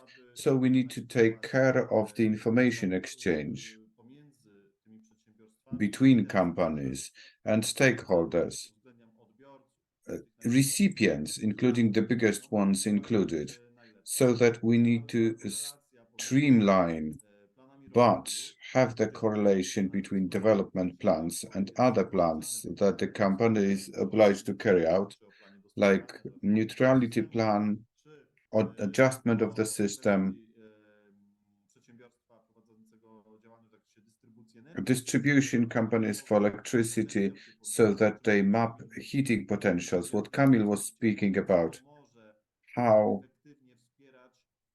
heating systems can effectively support broadly defined energy sectors transformation, how to balance a surplus of energy when there is weather-dependent sources surplus, and exchange of heat. So all these elements are very important, and I put them into the context of the transformation. Energy efficiency, limitation of losses whenever possible. Second of all, digital transformation, without which we cannot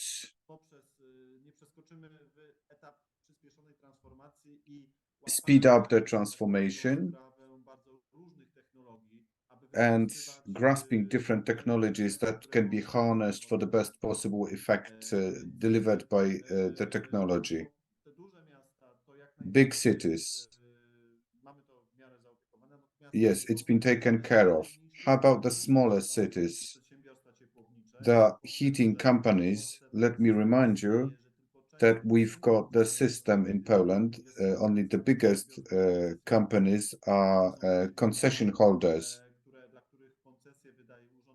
This is URE, regulatory body for energy, issues concessions for them and confirms the tariffs, but there is a whole array of companies that fall out this obligation of obtaining concession. They are not obliged to present their tariffs and price list to be accepted by this competent body. So for the smallest heating companies in small cities and towns and villages, find it key to have these kind of plans of heat distribution, to identify transformation paths. And this transformation should be even stronger in the smaller ones, because there is a direct connection between elements indicated by the participants. It popped out in the questions. Cities are owners of heat provisioning companies. This is a positive trend, but local governments should focus more on this issue. That is the city council, the mayor, the commune leader. They are competent bodies that should include into the process. They should not only delegate these activities to energy companies. As a punchline from me, transformation, energy efficiency, digital transformation, and implementation of RESs with energy storage facilities hand in hand with other sectors are important. Other sectors, I mean decarbonized gases, power engineering. We can use the surpluses of cheap RES generated electricity. Thank you. Thank you very much.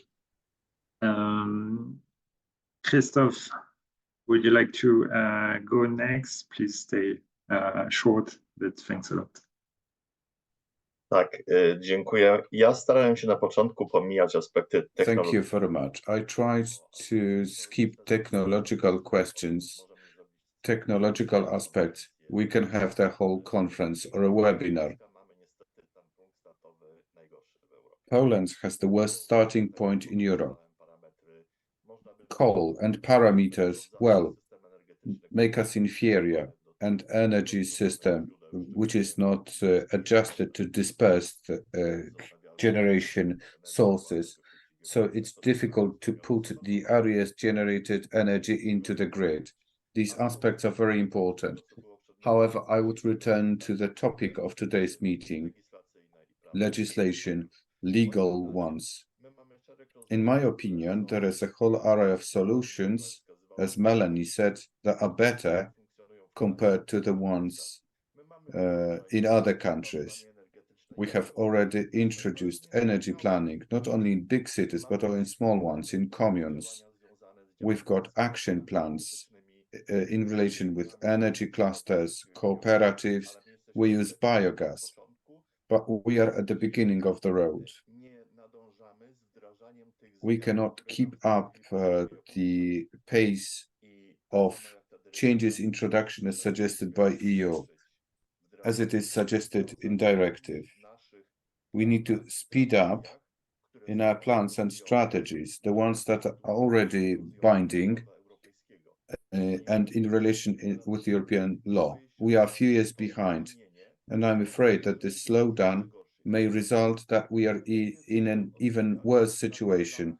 This will have a negative impact on the plans that we are preparing, and we won't be able to adjust and meet the deadlines. It should be negotiated at the moment, remembering about the deadlines. If we have the greatest possible, if we do whatever it takes, how much can we deliver? It's not bad when it comes to planning, but it needs to be updated. We should have as many as possible of meetings like today's.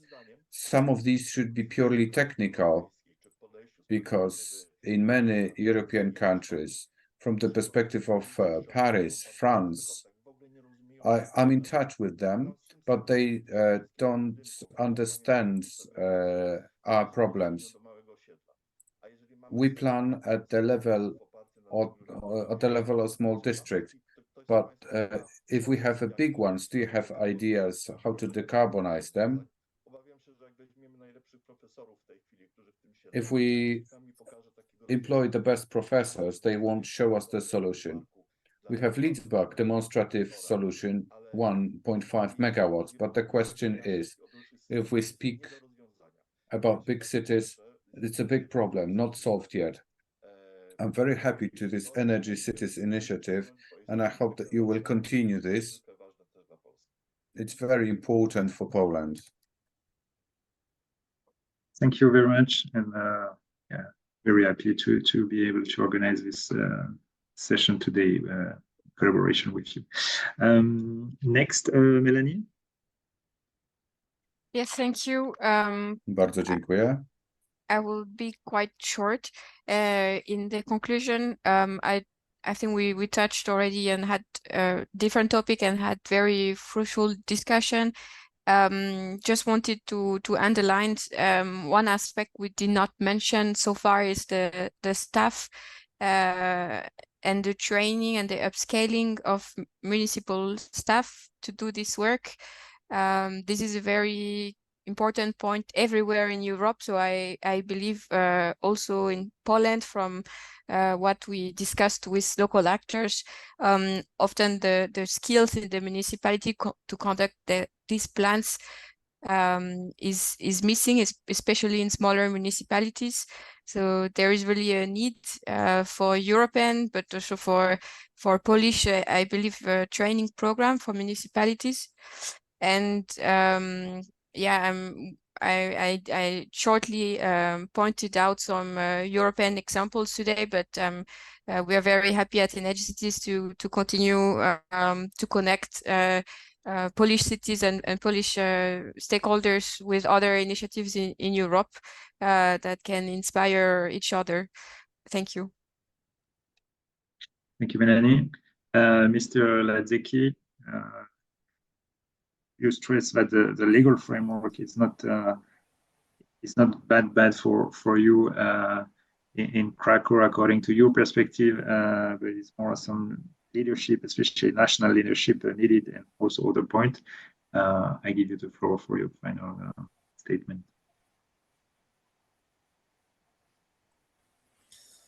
Tak, podtrzymuję, natomiast chciałem Yes, I keep up this opinion. I'd like to refer to one more thing that was not mentioned today, the social aspect. Local governments are mandated by local inhabitants, and local inhabitants have to understand their changes. We need to work on that so that the changes that we plan are attractive for inhabitants. Otherwise, local governments won't be able to implement them. taki krótki komentarz. It's a brief comment as punchline from me. I think it's a really right point, and that also can be discussed in the second panel afterwards, because what you mentioned about citizen engagement and accompany them toward the change also require quite some resources, human resources from cities. That's the experience we have with other cities across Europe, and Melanie stressed that.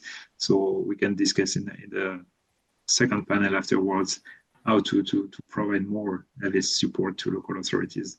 And to finish, I will give the floor to Kamil Kwiatkowski. Dziękuję bardzo za to ostatnie.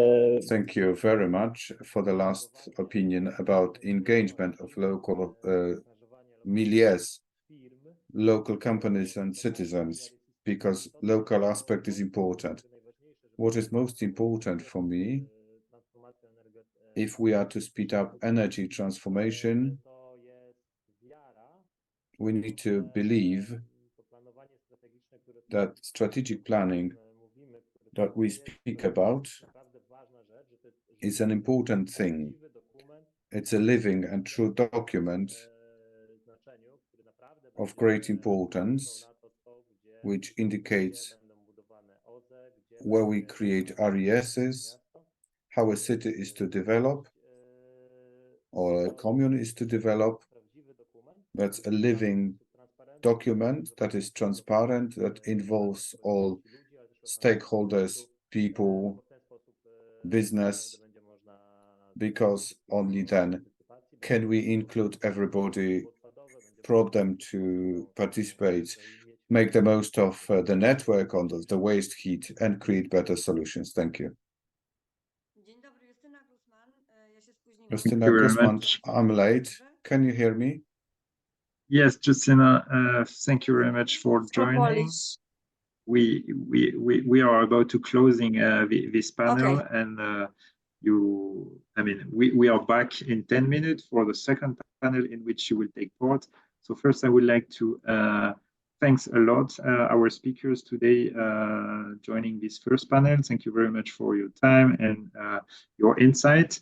And to our participants, we will propose you now a 10-minute break, so that you can grab a coffee or tea, anything you would like to add. So see you in 10 minutes at 11:25 for our second panel, which is going to be about how to support the local authorities in overcoming the barrier we discussed and developing strength for decarbonization plan. In this panel, we'll have representative of the city of Gdańsk, Fala Renovacji, as well as representative from Polish National Energy Conservation Agency and the National Center for Research and Development. So see you all in 10 minutes for this second panel.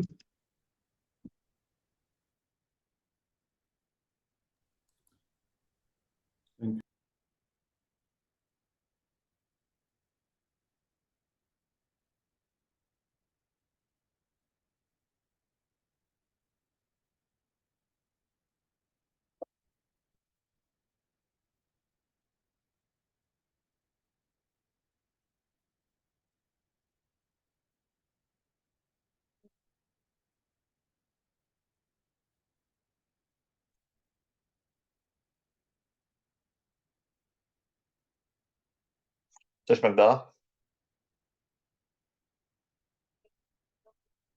Mhm. Mhm.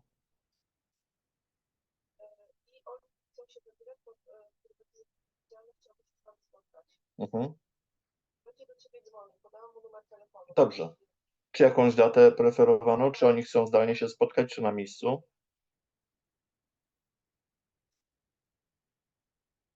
Ale u nich, czy u nas? U nich w ten poniedziałek. Ale taka propozycja była. Dobrze. Dobra, w porządku. Dobrze. Rozumiem. Dobrze. Dobrze, dzięki za informację. Będę świadom, jak będzie dzwonił, to spróbujemy coś ustalić. Dzięki. Na razie, hej.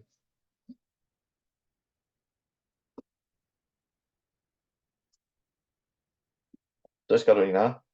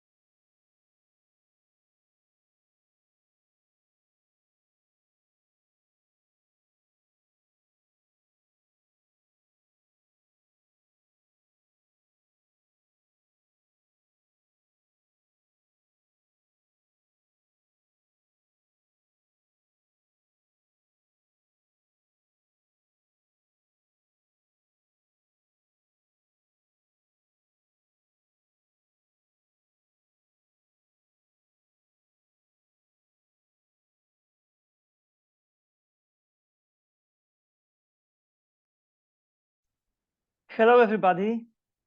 Witam ponownie, dzień dobry. Skoro dzisiejsze spotkanie jest Hello, tłumaczone... everyone. Since this session is simultaneously interpreted into English, I will speak Polish because it's going to be easier for me. It's my mother tongue. Welcome after the break, and I hope everybody has enjoyed the break already, and you're coming back to the screens to listen to the second part of our session. I would like to encourage our panelists that I am going to discuss with to turn your cameras on to be visible and to let us know whether you can hear one another well. Aneta Więcka, project manager in the department developing innovative management methods for programs from the National Center for Research and Development. Aneta, glad to have you. Piotr Kępa, energy planning manager at the National Energy Conservation Agency. Justyna Glusman, managing director at the experts group called Fala Renowacji, the renovation wave. Glad to have you, Justyna. And Mariusz Sadłowski, Energy Office Director from the Gdańsk City Hall. Hello, Piotr. Hello, Mariusz. I'm glad that we are all together. I'm Aleksandra Dziadykiewicz. I am Head of Communications at Forum Energy, one of the co-organizers of today's event. This event has been running for quite a long time. Many things addressed already. I do not know whether our role is to summarize or maybe to deepen the discussion. We'll see how our discussion evolves. All of you with us online, please ask your questions. We'll try to answer at least a few of them at the end of the panel. So without further ado, let's move forward to the actual topic, to the subject matter.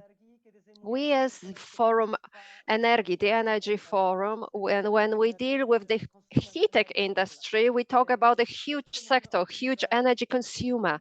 We frequently say about that heating and its transition should be strategically planned from the very top. So the state, the government should have a vision for the heating industry to look like. But this revolution in heating takes place locally because it's every municipality, commune, grid, whether small or big. It's the local authority unit has its heat system organized or disorganized, and that's where the changes need to take place if we are to head towards the decarbonization and neutrality. So since the municipalities are to carry out their tasks, they definitely need some support. So the first question to every single panelist here, what's your ideas? What's your suggestions? What do you consider as the major challenge or the major barrier in this local planning of heating, of heat transition, and which actions are necessary in order to address those barriers? An open question to all of you. Let's see who starts to talk first. I hope it's going to be an expert. Aneta. Great, thank you very much. Thanks a lot. Well, as a matter of fact, it's going to be nothing new what I'm going to say. Well, it's great to have this event today. Thank you for having me here. I'm glad that we can talk about planning and the modernization of the heating industry and the entire energy sector in cities, towns, municipalities, local authorities. Yes, a good plan is a basis. We should properly plan our actions and activities.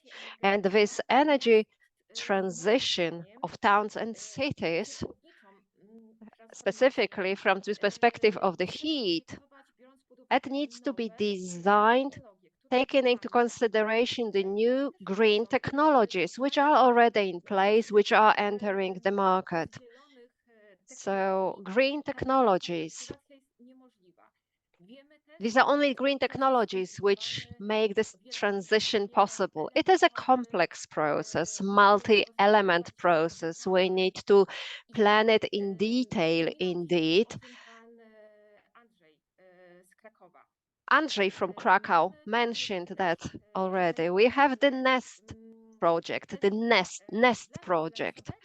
For us, NCBR, National Center for Research and Development, it's something new. NCBR, we are a partner together with cities, Kraków, Wrocław, Warszawa, Łódź, and Rzeszów.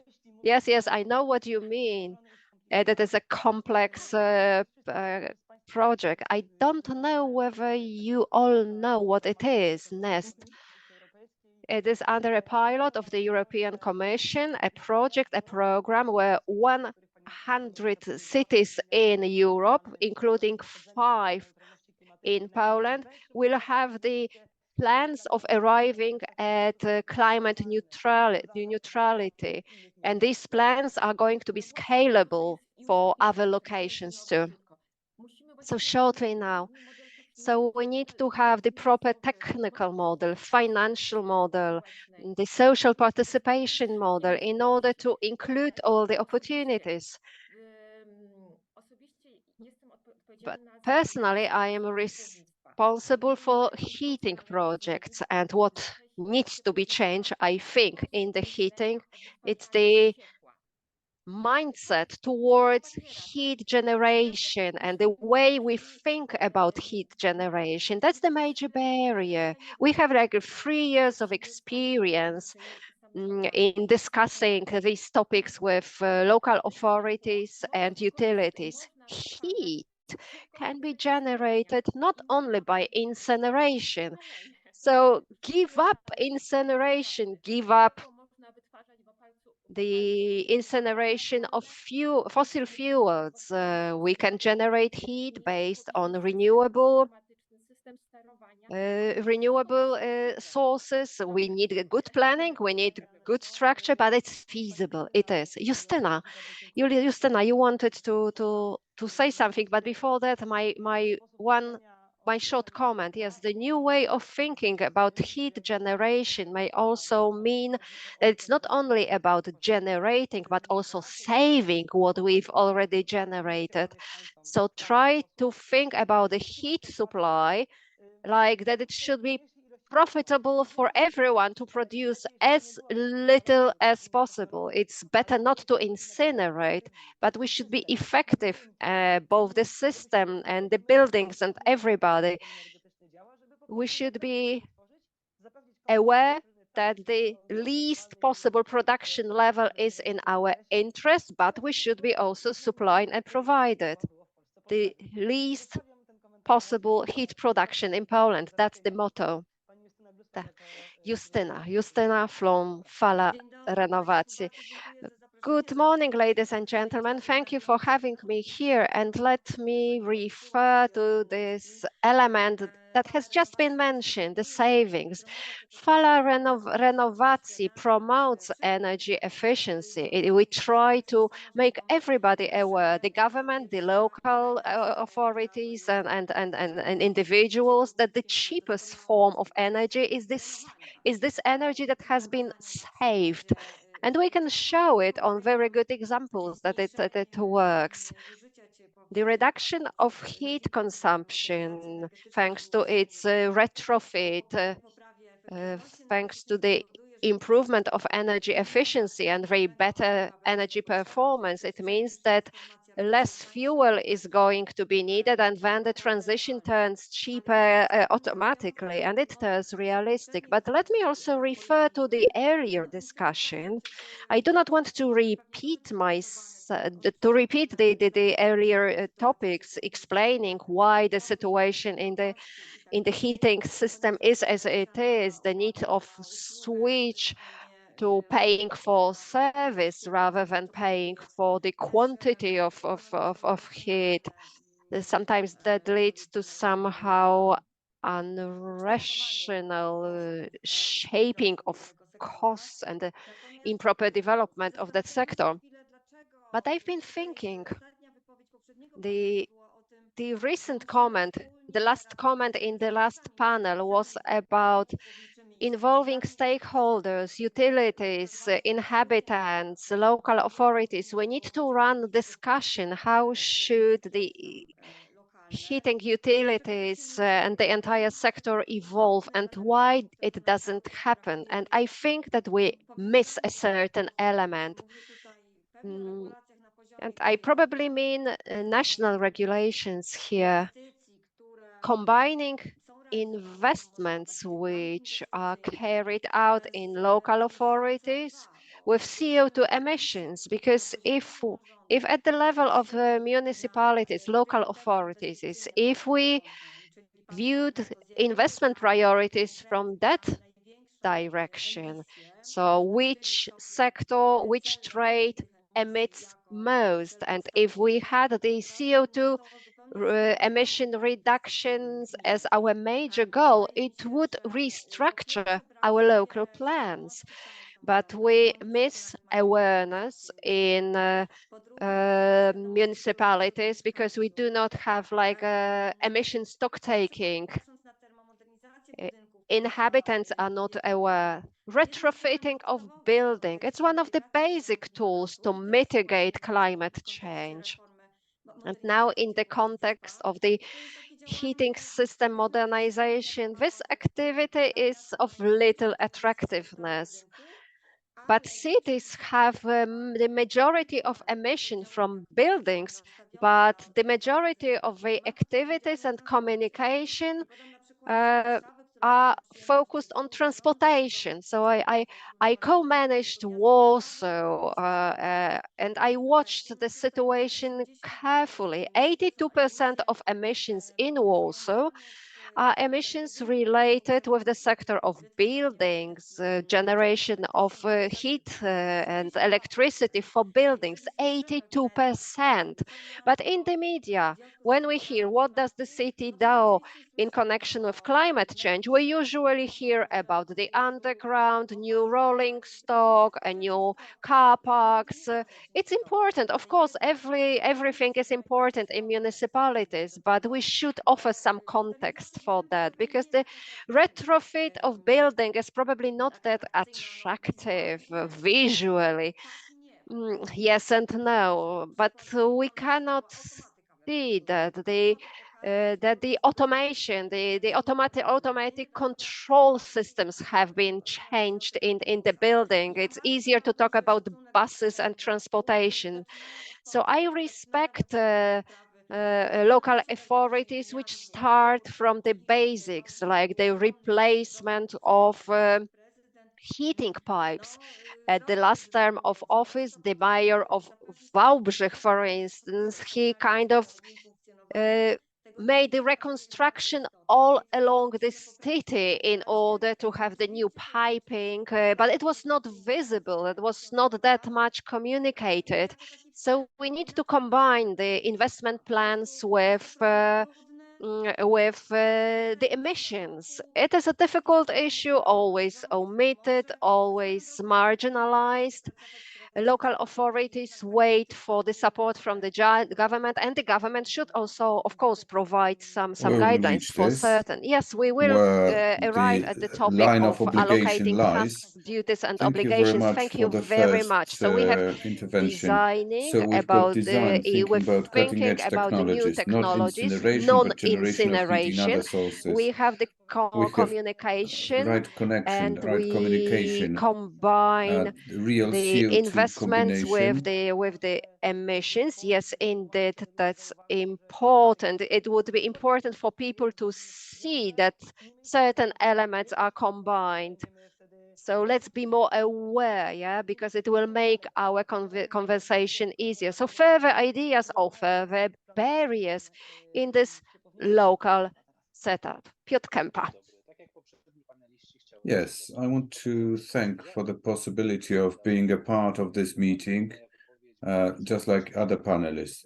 I will labor the point of Justynas and Anetas. We need broadly defined transformation when it comes to generation capacities, to give up on solid fuel incineration. and it will be done by active heating system, as the definition shows.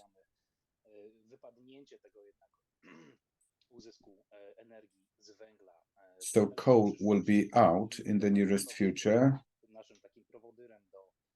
It will provoke the changes. There's a central potential that still remains unused, like creation of strategic documents for communes. It is development of what Mr. Bęcki said in the previous panel. We've got a number of strategic documents that a commune may use for strategic planning. Speaking about lawmaking, these documents are pretty general. We created a solution for Krakow. We tried to create a zero-emission city, and we focused on strict collaboration between two sectors. Construction sector, comprehensive thermal modernization was taken into consideration in the city development plans, and we established a strict collaboration with energy provider of the city. When we look at what communes create, which formally are correct, what is missing is innovative attitude. There is unused potential in creation of documents. These documents are created on a general level, and they contain nothing to contribute to faster transformation. We speak about heat provision sector and building resources sector, those that are available in the commune. Rarely do we use the databases that we have had recently. What Krzysztof Skowroński mentioned, the central emissions database for building, another database of buildings and lands. We can plan the heating network in detail, how that is going to develop. When looking at the plans, this element was missing. So what's been developed for Krakow is pretty innovative. These elements and thorough analysis of the state as is, with special focus on construction resources, may contribute to this sector's faster development. I can see some unused potential in communes because these documents are pretty general and there's not much you can learn from the document. So there is a certain potential. And the accent that I discussed a moment ago may contribute to faster transformation in energy sector. Thank you very much. Information access, data access, it's a key thing. Rarely do we speak about this when we talk about transformation, because it's easier to have this general level, but you have to step one level down. We've got emissions or use, what is consumption, what is the size of the building. And the access to the data is difficult.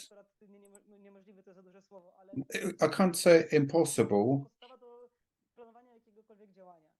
but it's the basis for any kind of planning. We, as the Energy Forum, struggle with this lack of data access, and this problem is not seriously treated. It was flying off at a tangent, sorry for that. Mariusz Sadowski, Gdańsk.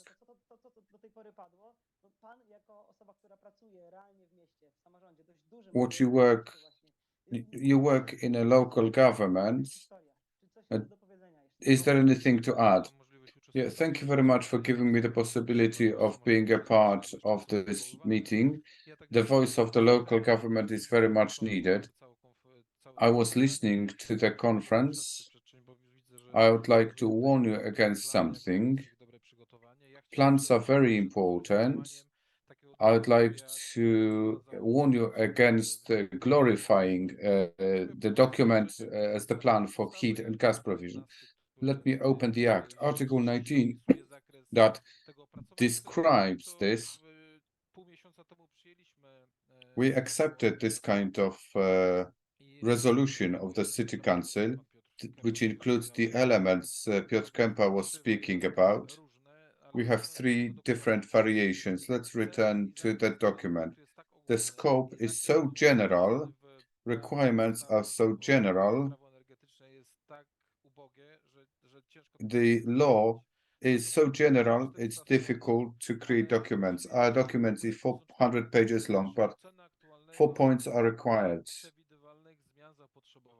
The assessment of foreseeable demand. We have data from operators, generators, and Central Statistics Office. And Central Statistics Office lies. They say that we are developing, even if the most pessimistic aspect. They do not take into consideration other aspects like tourism. This is not measured. This is seasonal. It's difficult to plan it. Rationalization of energy use. What is that? We ask all the interested parties. We put it into one document. Task done. The third thing, surpluses uses. If there are no surpluses, we don't use it. They can be in the future. Exhausted. Higher efficiency means use. The wave of renovation lady was speaking about this. I have that problem. It might be controversial. Emission does not depend on actual emissions, but who calculates it? Activities of the government, local governments, I'm saying as the auditor. Transport, construction.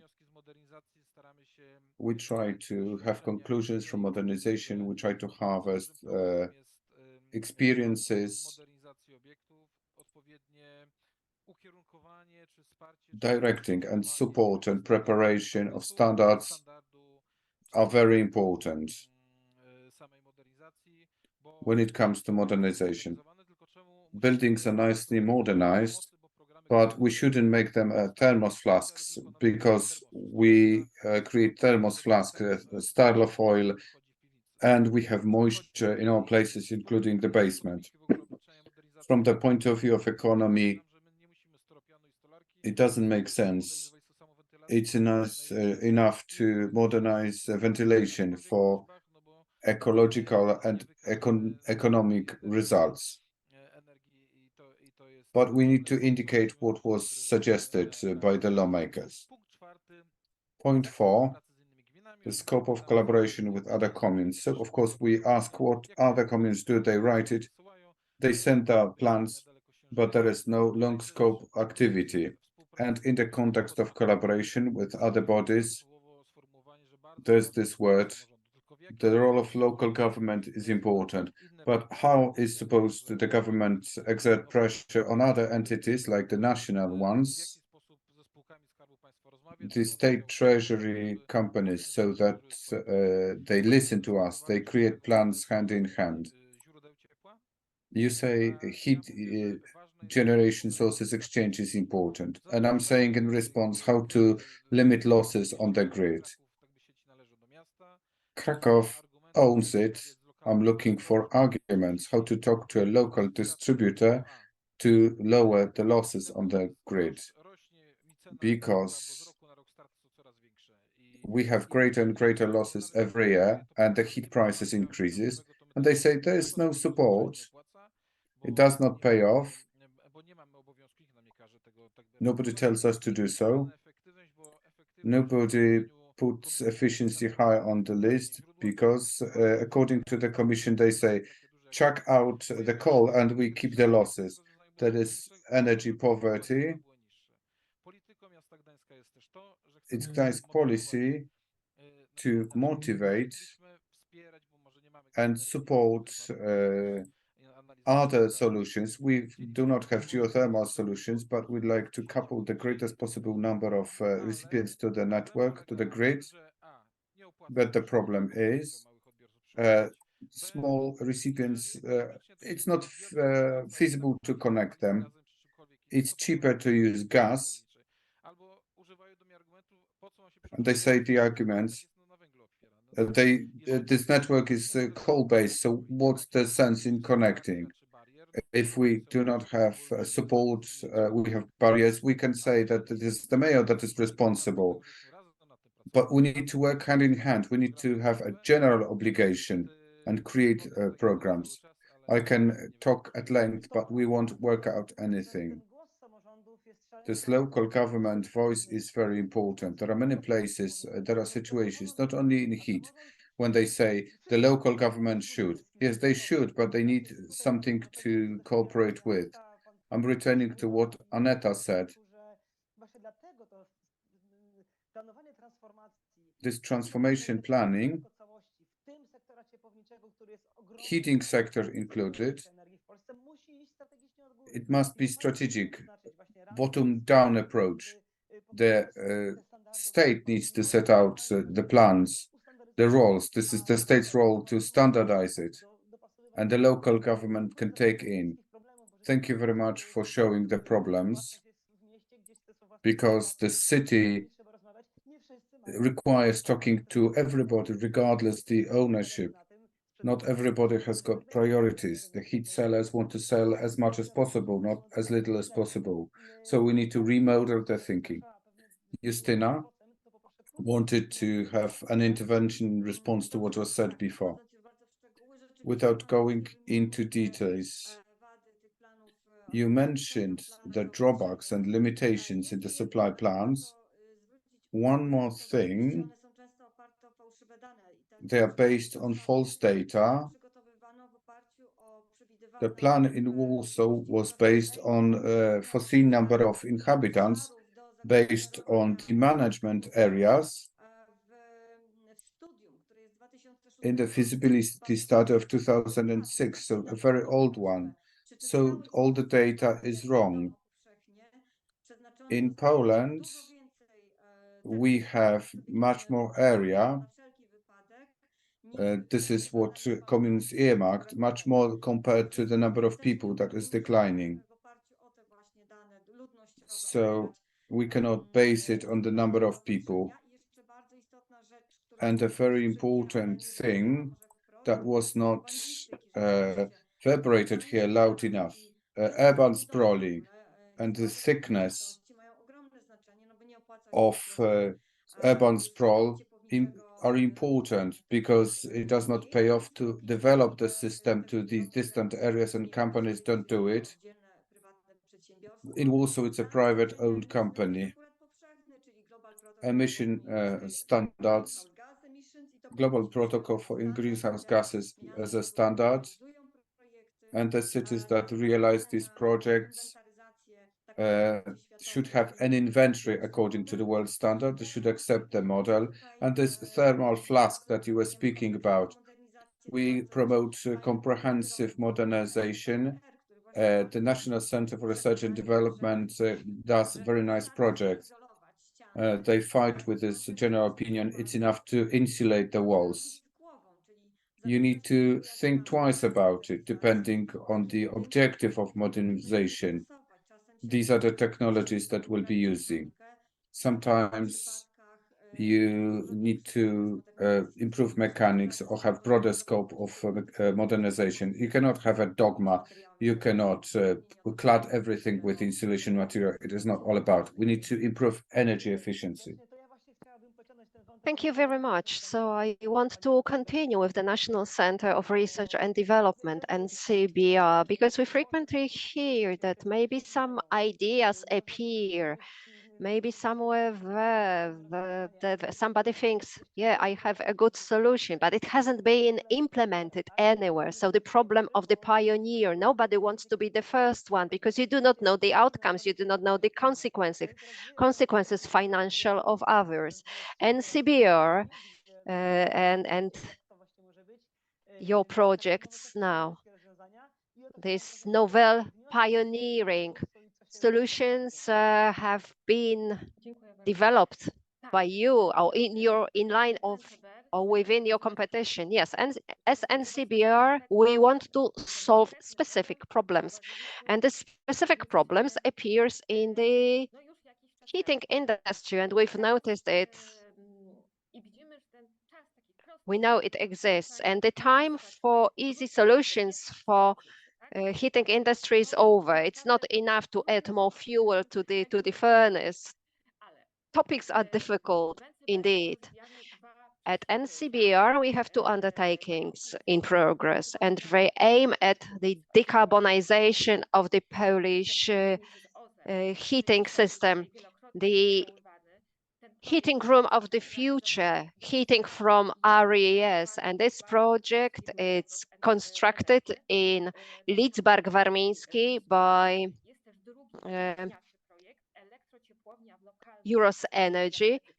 We also have the heat and power plant in the local heating system project or demonstrator. That's another one in Sokołów Podlaski by a consortium or with the NCR as the leader. And in the year 2000, when we established assumptions or principles of those programs, we knew we needed to go further than just natural gas. Back then, it was the natural gas time, but we opted for the RES. Right now, we see it was that the step in the right direction, not focusing on the interim solution that natural gas is, but heading towards RES. The war in Ukraine proved we were right. We want to prove that in the heating system, you can have 80% of RES heat without incinerating biomass.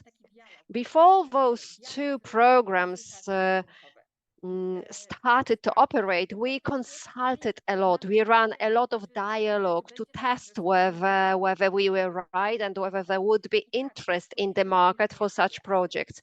Yes, and indeed, engineering companies and heating utilities approached us how to use the proper heating mix based on the RES. Research and development is needed, of course, because funding is needed. So on the basis of contracts that we have our contractors, these projects are not subsidized. They are based on contracts, like pre-commercial contracts. NCBR defines the obligatory competition requirements. NCBR orders a product or a service, the heating room of the future. But is it scalable? Because it's a very good example, but do you have any examples of scale or that can be adjusted to different scales? Yes, we had time and the budget defined. By the end of 2023, the projects needed to be constructed. We knew that because that was the 4-year program financing scale. And in Lidzbark and in Sokołów, they were constructed over a very short period of time, 18 months. They managed, they made it. It wouldn't have been possible if it hadn't been for the collaboration at the local level, the local authorities. Local authorities were not partners in those projects. They were on the site, watching, observing, but they supported. They helped as regards contracts, as regards the administrative process. But now about the scale. Yes, indeed, these two projects are small, both in Lidzbark and in Sokołów, although in Sokołów, this new heating system covers 40% of inhabitants. These projects are scalable, but up to a certain level, up to a further size. 30, 50 megawatts at the maximum. So what next? We had this adventure with two projects, whether we can go in that direction. Now we know, yes, we can. That's the right direction. And we are not going to close the cooperation and say goodbye to the heating industry. No, we will not say goodbye. We have new ideas. We will open new competitions, because what to do in a large city? This question has been asked today. How to modernize Warsaw and its heating system, Krakow, Gdańsk, large cities. Is it feasible at all? I think it is feasible. It's necessary, yes, and it's necessary indeed. Reduction of emissions and giving up coal. Yes, although it is difficult. That's why we will open new competitions with a similar scope. RES is clean areas, no biomass incineration. That's our priority. See the website of NCBR, technical dialogue, market consultations are on the go. Please join those processes. Please talk to us. We have ideas for various heating competitions, distributed heating, how to provide heat comfort rather than just selling heat. Heating, the heating system up to 50 megawatts, maybe a bit more. How in towns like that can we transform into the areas? And the third largest things, large district heating systems requiring a lot of funds, a lot of support from the local authorities, from the utilities, heating utilities, energy utilities, all combined. But we are going to talk about it. Thank you very much for mentioning those ideas, projects, programs, and competitions. Piotr, a question to you. I hope you will take this question, because I'm thinking NCBR has its ideas. We at the Forum of Energy, we have our ideas. Fala Renowacji has its ideas. But now, okay, so how should I know what's on the market? What's being discussed? A lot of ideas, a lot of suggestions, and it's having hundreds of tasks that local authorities have. We all know we work in locally, and we know how many tasks we have. Plus, on top of that, we need to think about the planning for the future. So Piotr, I hope you will take this question. I hope you will not run away from this question. Is there a place, a database, a platform where the local authorities could go, check, find free of charge if possible? I will try not to run away from this question. I'll try not to evade this question. A database, it's going to be difficult to show just one database, given the diversity, the look of individual municipalities, communes, and their conditions. All that is different. The collaboration with the industry, everything is different everywhere. So practically every municipality or commune should have like a separate study taking into account various options, opportunities, and the entire analysis. It seems to me that the presentation of all the options and all the variants in one database would be too general, and municipalities would not benefit out of that generality. A free of charge tool might be a problem, but a tool which is co-financed, it's us, we, a company which offers the services like energy planning, etc. We use the ELENA program mentioned at the previous panel, and we are the national integrator of the investment projects in heating, and we offer a comprehensive package of services for heating, and it's not only about generation, it's also about transmission, and our papers, our structures are financed under the ELENA program, European Local Energy Assistance. It's all managed by the European Investment Bank. And I think we need an individual case-by-case approach. Sometimes municipalities have a huge potential of using waste energy in order to produce heat, like previous panelists mentioned. We should not have this approach that the only way to produce energy is to incinerate gas or coal. We should derive heat from various sources, from the industry, RES energy, all that is based on what Aneta has already mentioned. And the best solution for a given municipality or commune is to analyze every single variant.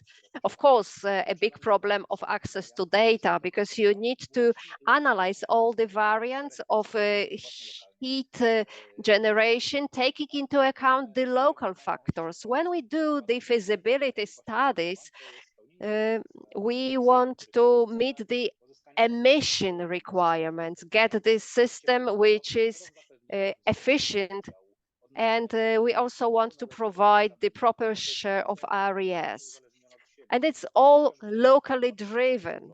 Waste heat, industrial waste heat, how to use it, all depends on whether in a given area, in a given municipality, there is any industry at all, and whether there is a potential to win some energy from the waste heat. This potential frequently exists, but is often not used because frequently it's not analyzed sufficiently enough.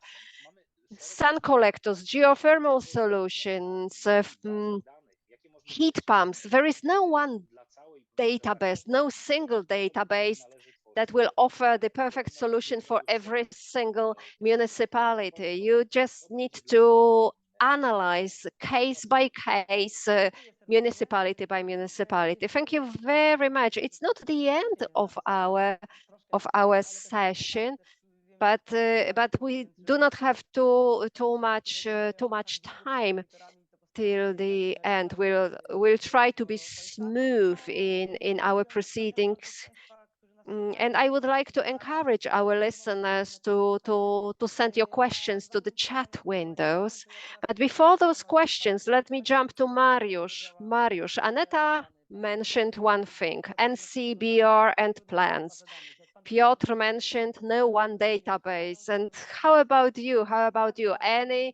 Is it too general for you, or maybe there is some specificity? Is there any potential for you in all that has been said already? Oh yeah, let me refer to what has been said in a moment. Piotr indicated that we should take into account the activity of utilities, and we should include them in our plans. We should involve them in our process, and it seems to me that it is a good direction. We need to take care of this hand in hand with entrepreneurs. This is top-down example. Let me refer to nuclear power plants. Has anyone analyzed heat delivery from a nuclear power plant? Entrepreneurs, national level, state treasury, do they think about local governments? I heard about the concept we should contribute. Can they use it? Not necessarily. Speaking about innovative solutions, we are fixed on R&D activities. We keep analyzing what is a problem in big cities, investment areas for RESs or PV or storage facilities. But referring to NCBR, come to Gdańsk and State Treasurer Company, local PGE, CHP. We've got a storage facility. This is a big tank that is heat pump supported, and electricity utilization when it's cheap, when we have RESs working. We charge the storage, we heat up waters, we've got one. We have it on the network. So if anybody generates electricity, we don't have to have negative prices. We use this electricity and turn it into heat. So we have the storage facility, introduces into the network. Economy of scales in a big city, big resources to generate for our infrastructure. So do not support R&D in generation. You'd rather take the path of energy efficiency improvement. Give support to those who limit their losses. Let's return to plants. Plants believe that there'll be increased demand for heat, which is not true. According to all indicators, there'll be a decline, contrary to the previous plans, because the higher the price is, people look at the cost. Forget energy efficiency. We modernize, we improve efficiency, but for God's sake, people see it's getting more and more expensive, and they close the radiator. We use less, we have greater losses, so heat becomes more expensive, and people will turn back on it. They'll disconnect from the central heating networks. The SEP database, this is what I want to refer to. It was used. Well, the idea was okay, but in the meantime, somebody lost track, and they said that all subsidies for coal will be based on CEB, Central Emissions Database, and people reminded themselves that they've got coal heated stoves. So, you know, where is the truth? Remember, if something has been the main source of heating that was non-existent, it's existent. They took 3,000 zlotys and they said that they have no longer a stove of this kind, a boiler of this kind. And every database has got different data. It's strange. Yeah, central level coordination is missing. Our thinking might be okay, but our strategy... Yeah, I haven't answered your question. We should collect best practices at the national level, standards of modernization, audits, data use, strategic documents creation. We should have the framework,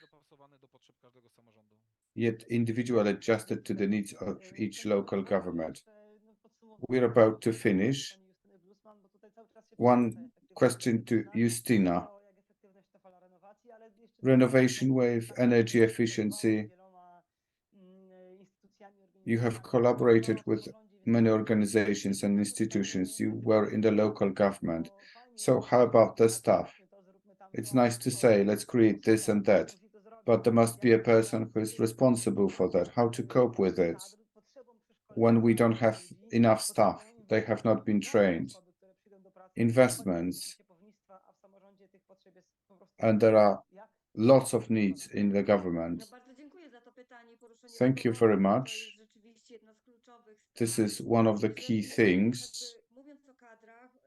Speaking about staff, especially public administration, we need to speak about the situation of local government. And local governments are crumblings in this situation. It's not about money and investments, but operational costs that the local government should not cover with credits. There were some optimization areas, but the situation was unprecedented in the previous terms of office. What I can hope for is the fact that the new government, the Prime Minister was saying this, that we need to have subsidies for local governments. We should stabilize their finances. They should have stable income sources. A local government cannot depend on the will of this or that government. We worked on this project in our previous think tank. Without going into details, we wanted to make local government's income independent from the government's decision, especially personal income tax income, because they are the most stable growth of income generation. We need to improve the situation because local governments are no longer competitive. Environment protection, energy generation, there is a great demand in the private market. We have energy advisors programs. There was 1,000 counselors and advisors trained, and they are in the private sector. So we need to work out the beneficial employment conditions and career path for these people, those working in audits. So they cannot be free electrons that work here and there, private, public sector, because we can't cope with the scale of the challenge. The renovation wave created one-stop shop project according to the new directive, because there's an obligation to create support points for local governments and private persons. And we want this system to be created in Poland. Create a system, not individual initiatives that are unconnected, that employ people for a short time when they have money and they let people go any other places to earn more. It must be a systemic solution, and database is closely connected to it. It's true. We had exactly the same situation in Warsaw. We have had an increased number of smoke generating boilers, and the databases proved useless. We don't know what to get from them. We have energy class project. We wanted to check our resources and buildings in order to decide how many buildings belong to a specific class. We tried to adjust the classes in accordance with the basic provisions of the building directive A to G, so that we know, all of us, public authorities, local governments, how many buildings we have, what's the scale of the challenge. It's important for heat providing company. They need to know what kind of buildings they have, what is the savings potential. And this database is not able to give us big pools of databases. There's nothing like that in the ministry. We've got just fractions from different places. We try to compile them. We are unable to use the right assessment methodology for energy efficiency of building resources. So we cannot calculate how many renovations, what quality of renovations will be required, what will be the target energy efficiency, because we don't know what the starting point is. It's the first thing for the public authorities. Second, improvement of local government's financial situations and remunerations for people working in the ministry. We speak about databases, complex tools, but the ministry had a competition.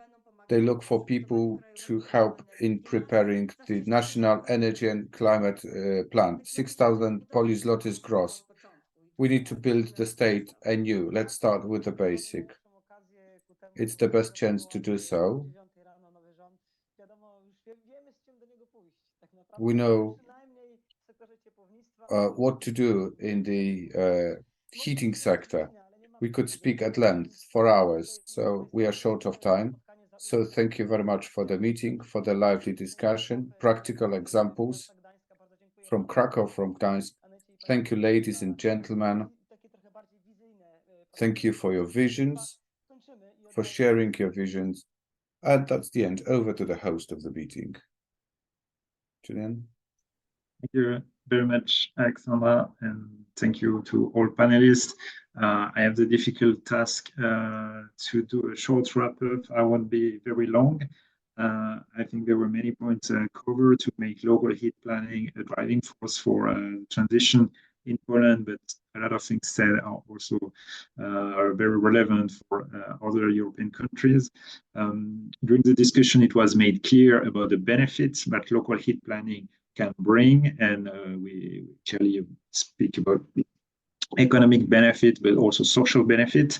It can be a very important break to have a better coordination of different actors. And it was said coordination of actors is key, and it's clearly missing and can be improved. We need these local heat plans to create a high ambition vision, having a holistic approach of energy planning covering the different sectors.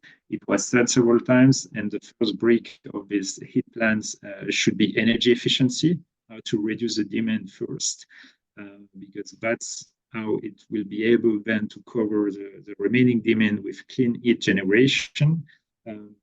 Also, they should address a better holistic view of different sectors and creating coupling between them. But also the way to address energy poverty in a systemic way. It was said many times that current supply energy plans are not enough defined and not enough ambitious currently. So we need a change of different laws to support this improvement. First, the law and the current system should allow a better multi-level governance, clearer ambition at national level, clearer repartition of sharing of the roles and responsibility, also including at the regional level. We need us to strengthen the obligation for utilities as well to plan towards climate neutrality. It was mentioned and requested that local authorities are given additional powers to apply their heat plans to make them a reality, and they should be more linked and as compliant as urban plans, so making them compliant plans. We talk a lot about data, and we need a change of laws here about sharing data, as it said, so that it's become a compulsory, especially regarding waste heat, to improve the sharing of data with local authorities, but also between companies and local authorities, and assess their quality. It was said just before, the quality of the database is not enough currently. Yeah, to take a step back, it's clearly a need for an actor with having a legitimacy to drive the process and make the decision, and it should be local authorities. It was said that local authorities should not delegate responsibilities to companies, because we need a democratic legitimacy of this plan, and local authority are the actor to do that. But then if we want local authority to let's say, drive the process, they need a better support framework. It was said, need of technical support, a database, a catalog of technologies, getting the right tools and calculation models already at hand for local authorities. Several examples were mentioned, and the solution, they are here. They are already pioneer example that can be scaled. And what's missing is really that all local authorities should have access to this data and the feedback of this project, because yeah, the green technologies are here and can be deployed. So we need working group for local authorities, officer to share this data, so training program. Finally, the point regarding financial support, we need an alignment of the financial support with ambitious vision developed by local authorities. And local authorities should have also access to better competencies of business model and the economic assumption. And finally, the question of stable resources, and it was rightly pointed by local authorities, need some stable resources and need to be attractive compared to the private sector to bring the people who will be able to make this transformation, because it requires quite a lot of workforce to get the data, do the modeling, engage people, support citizens. It mentioned development of one-stop shop to support citizens towards the right solution. So we need all this. We need to speed up at European level, at all level, national and local. I would like to finish by saying that heat planning is not just an exercise and a plan which can be put on a shelf. It's a process. There might be a tendency sometimes to try to focus to have a perfect plans. It's not possible. I think it's an evolving process.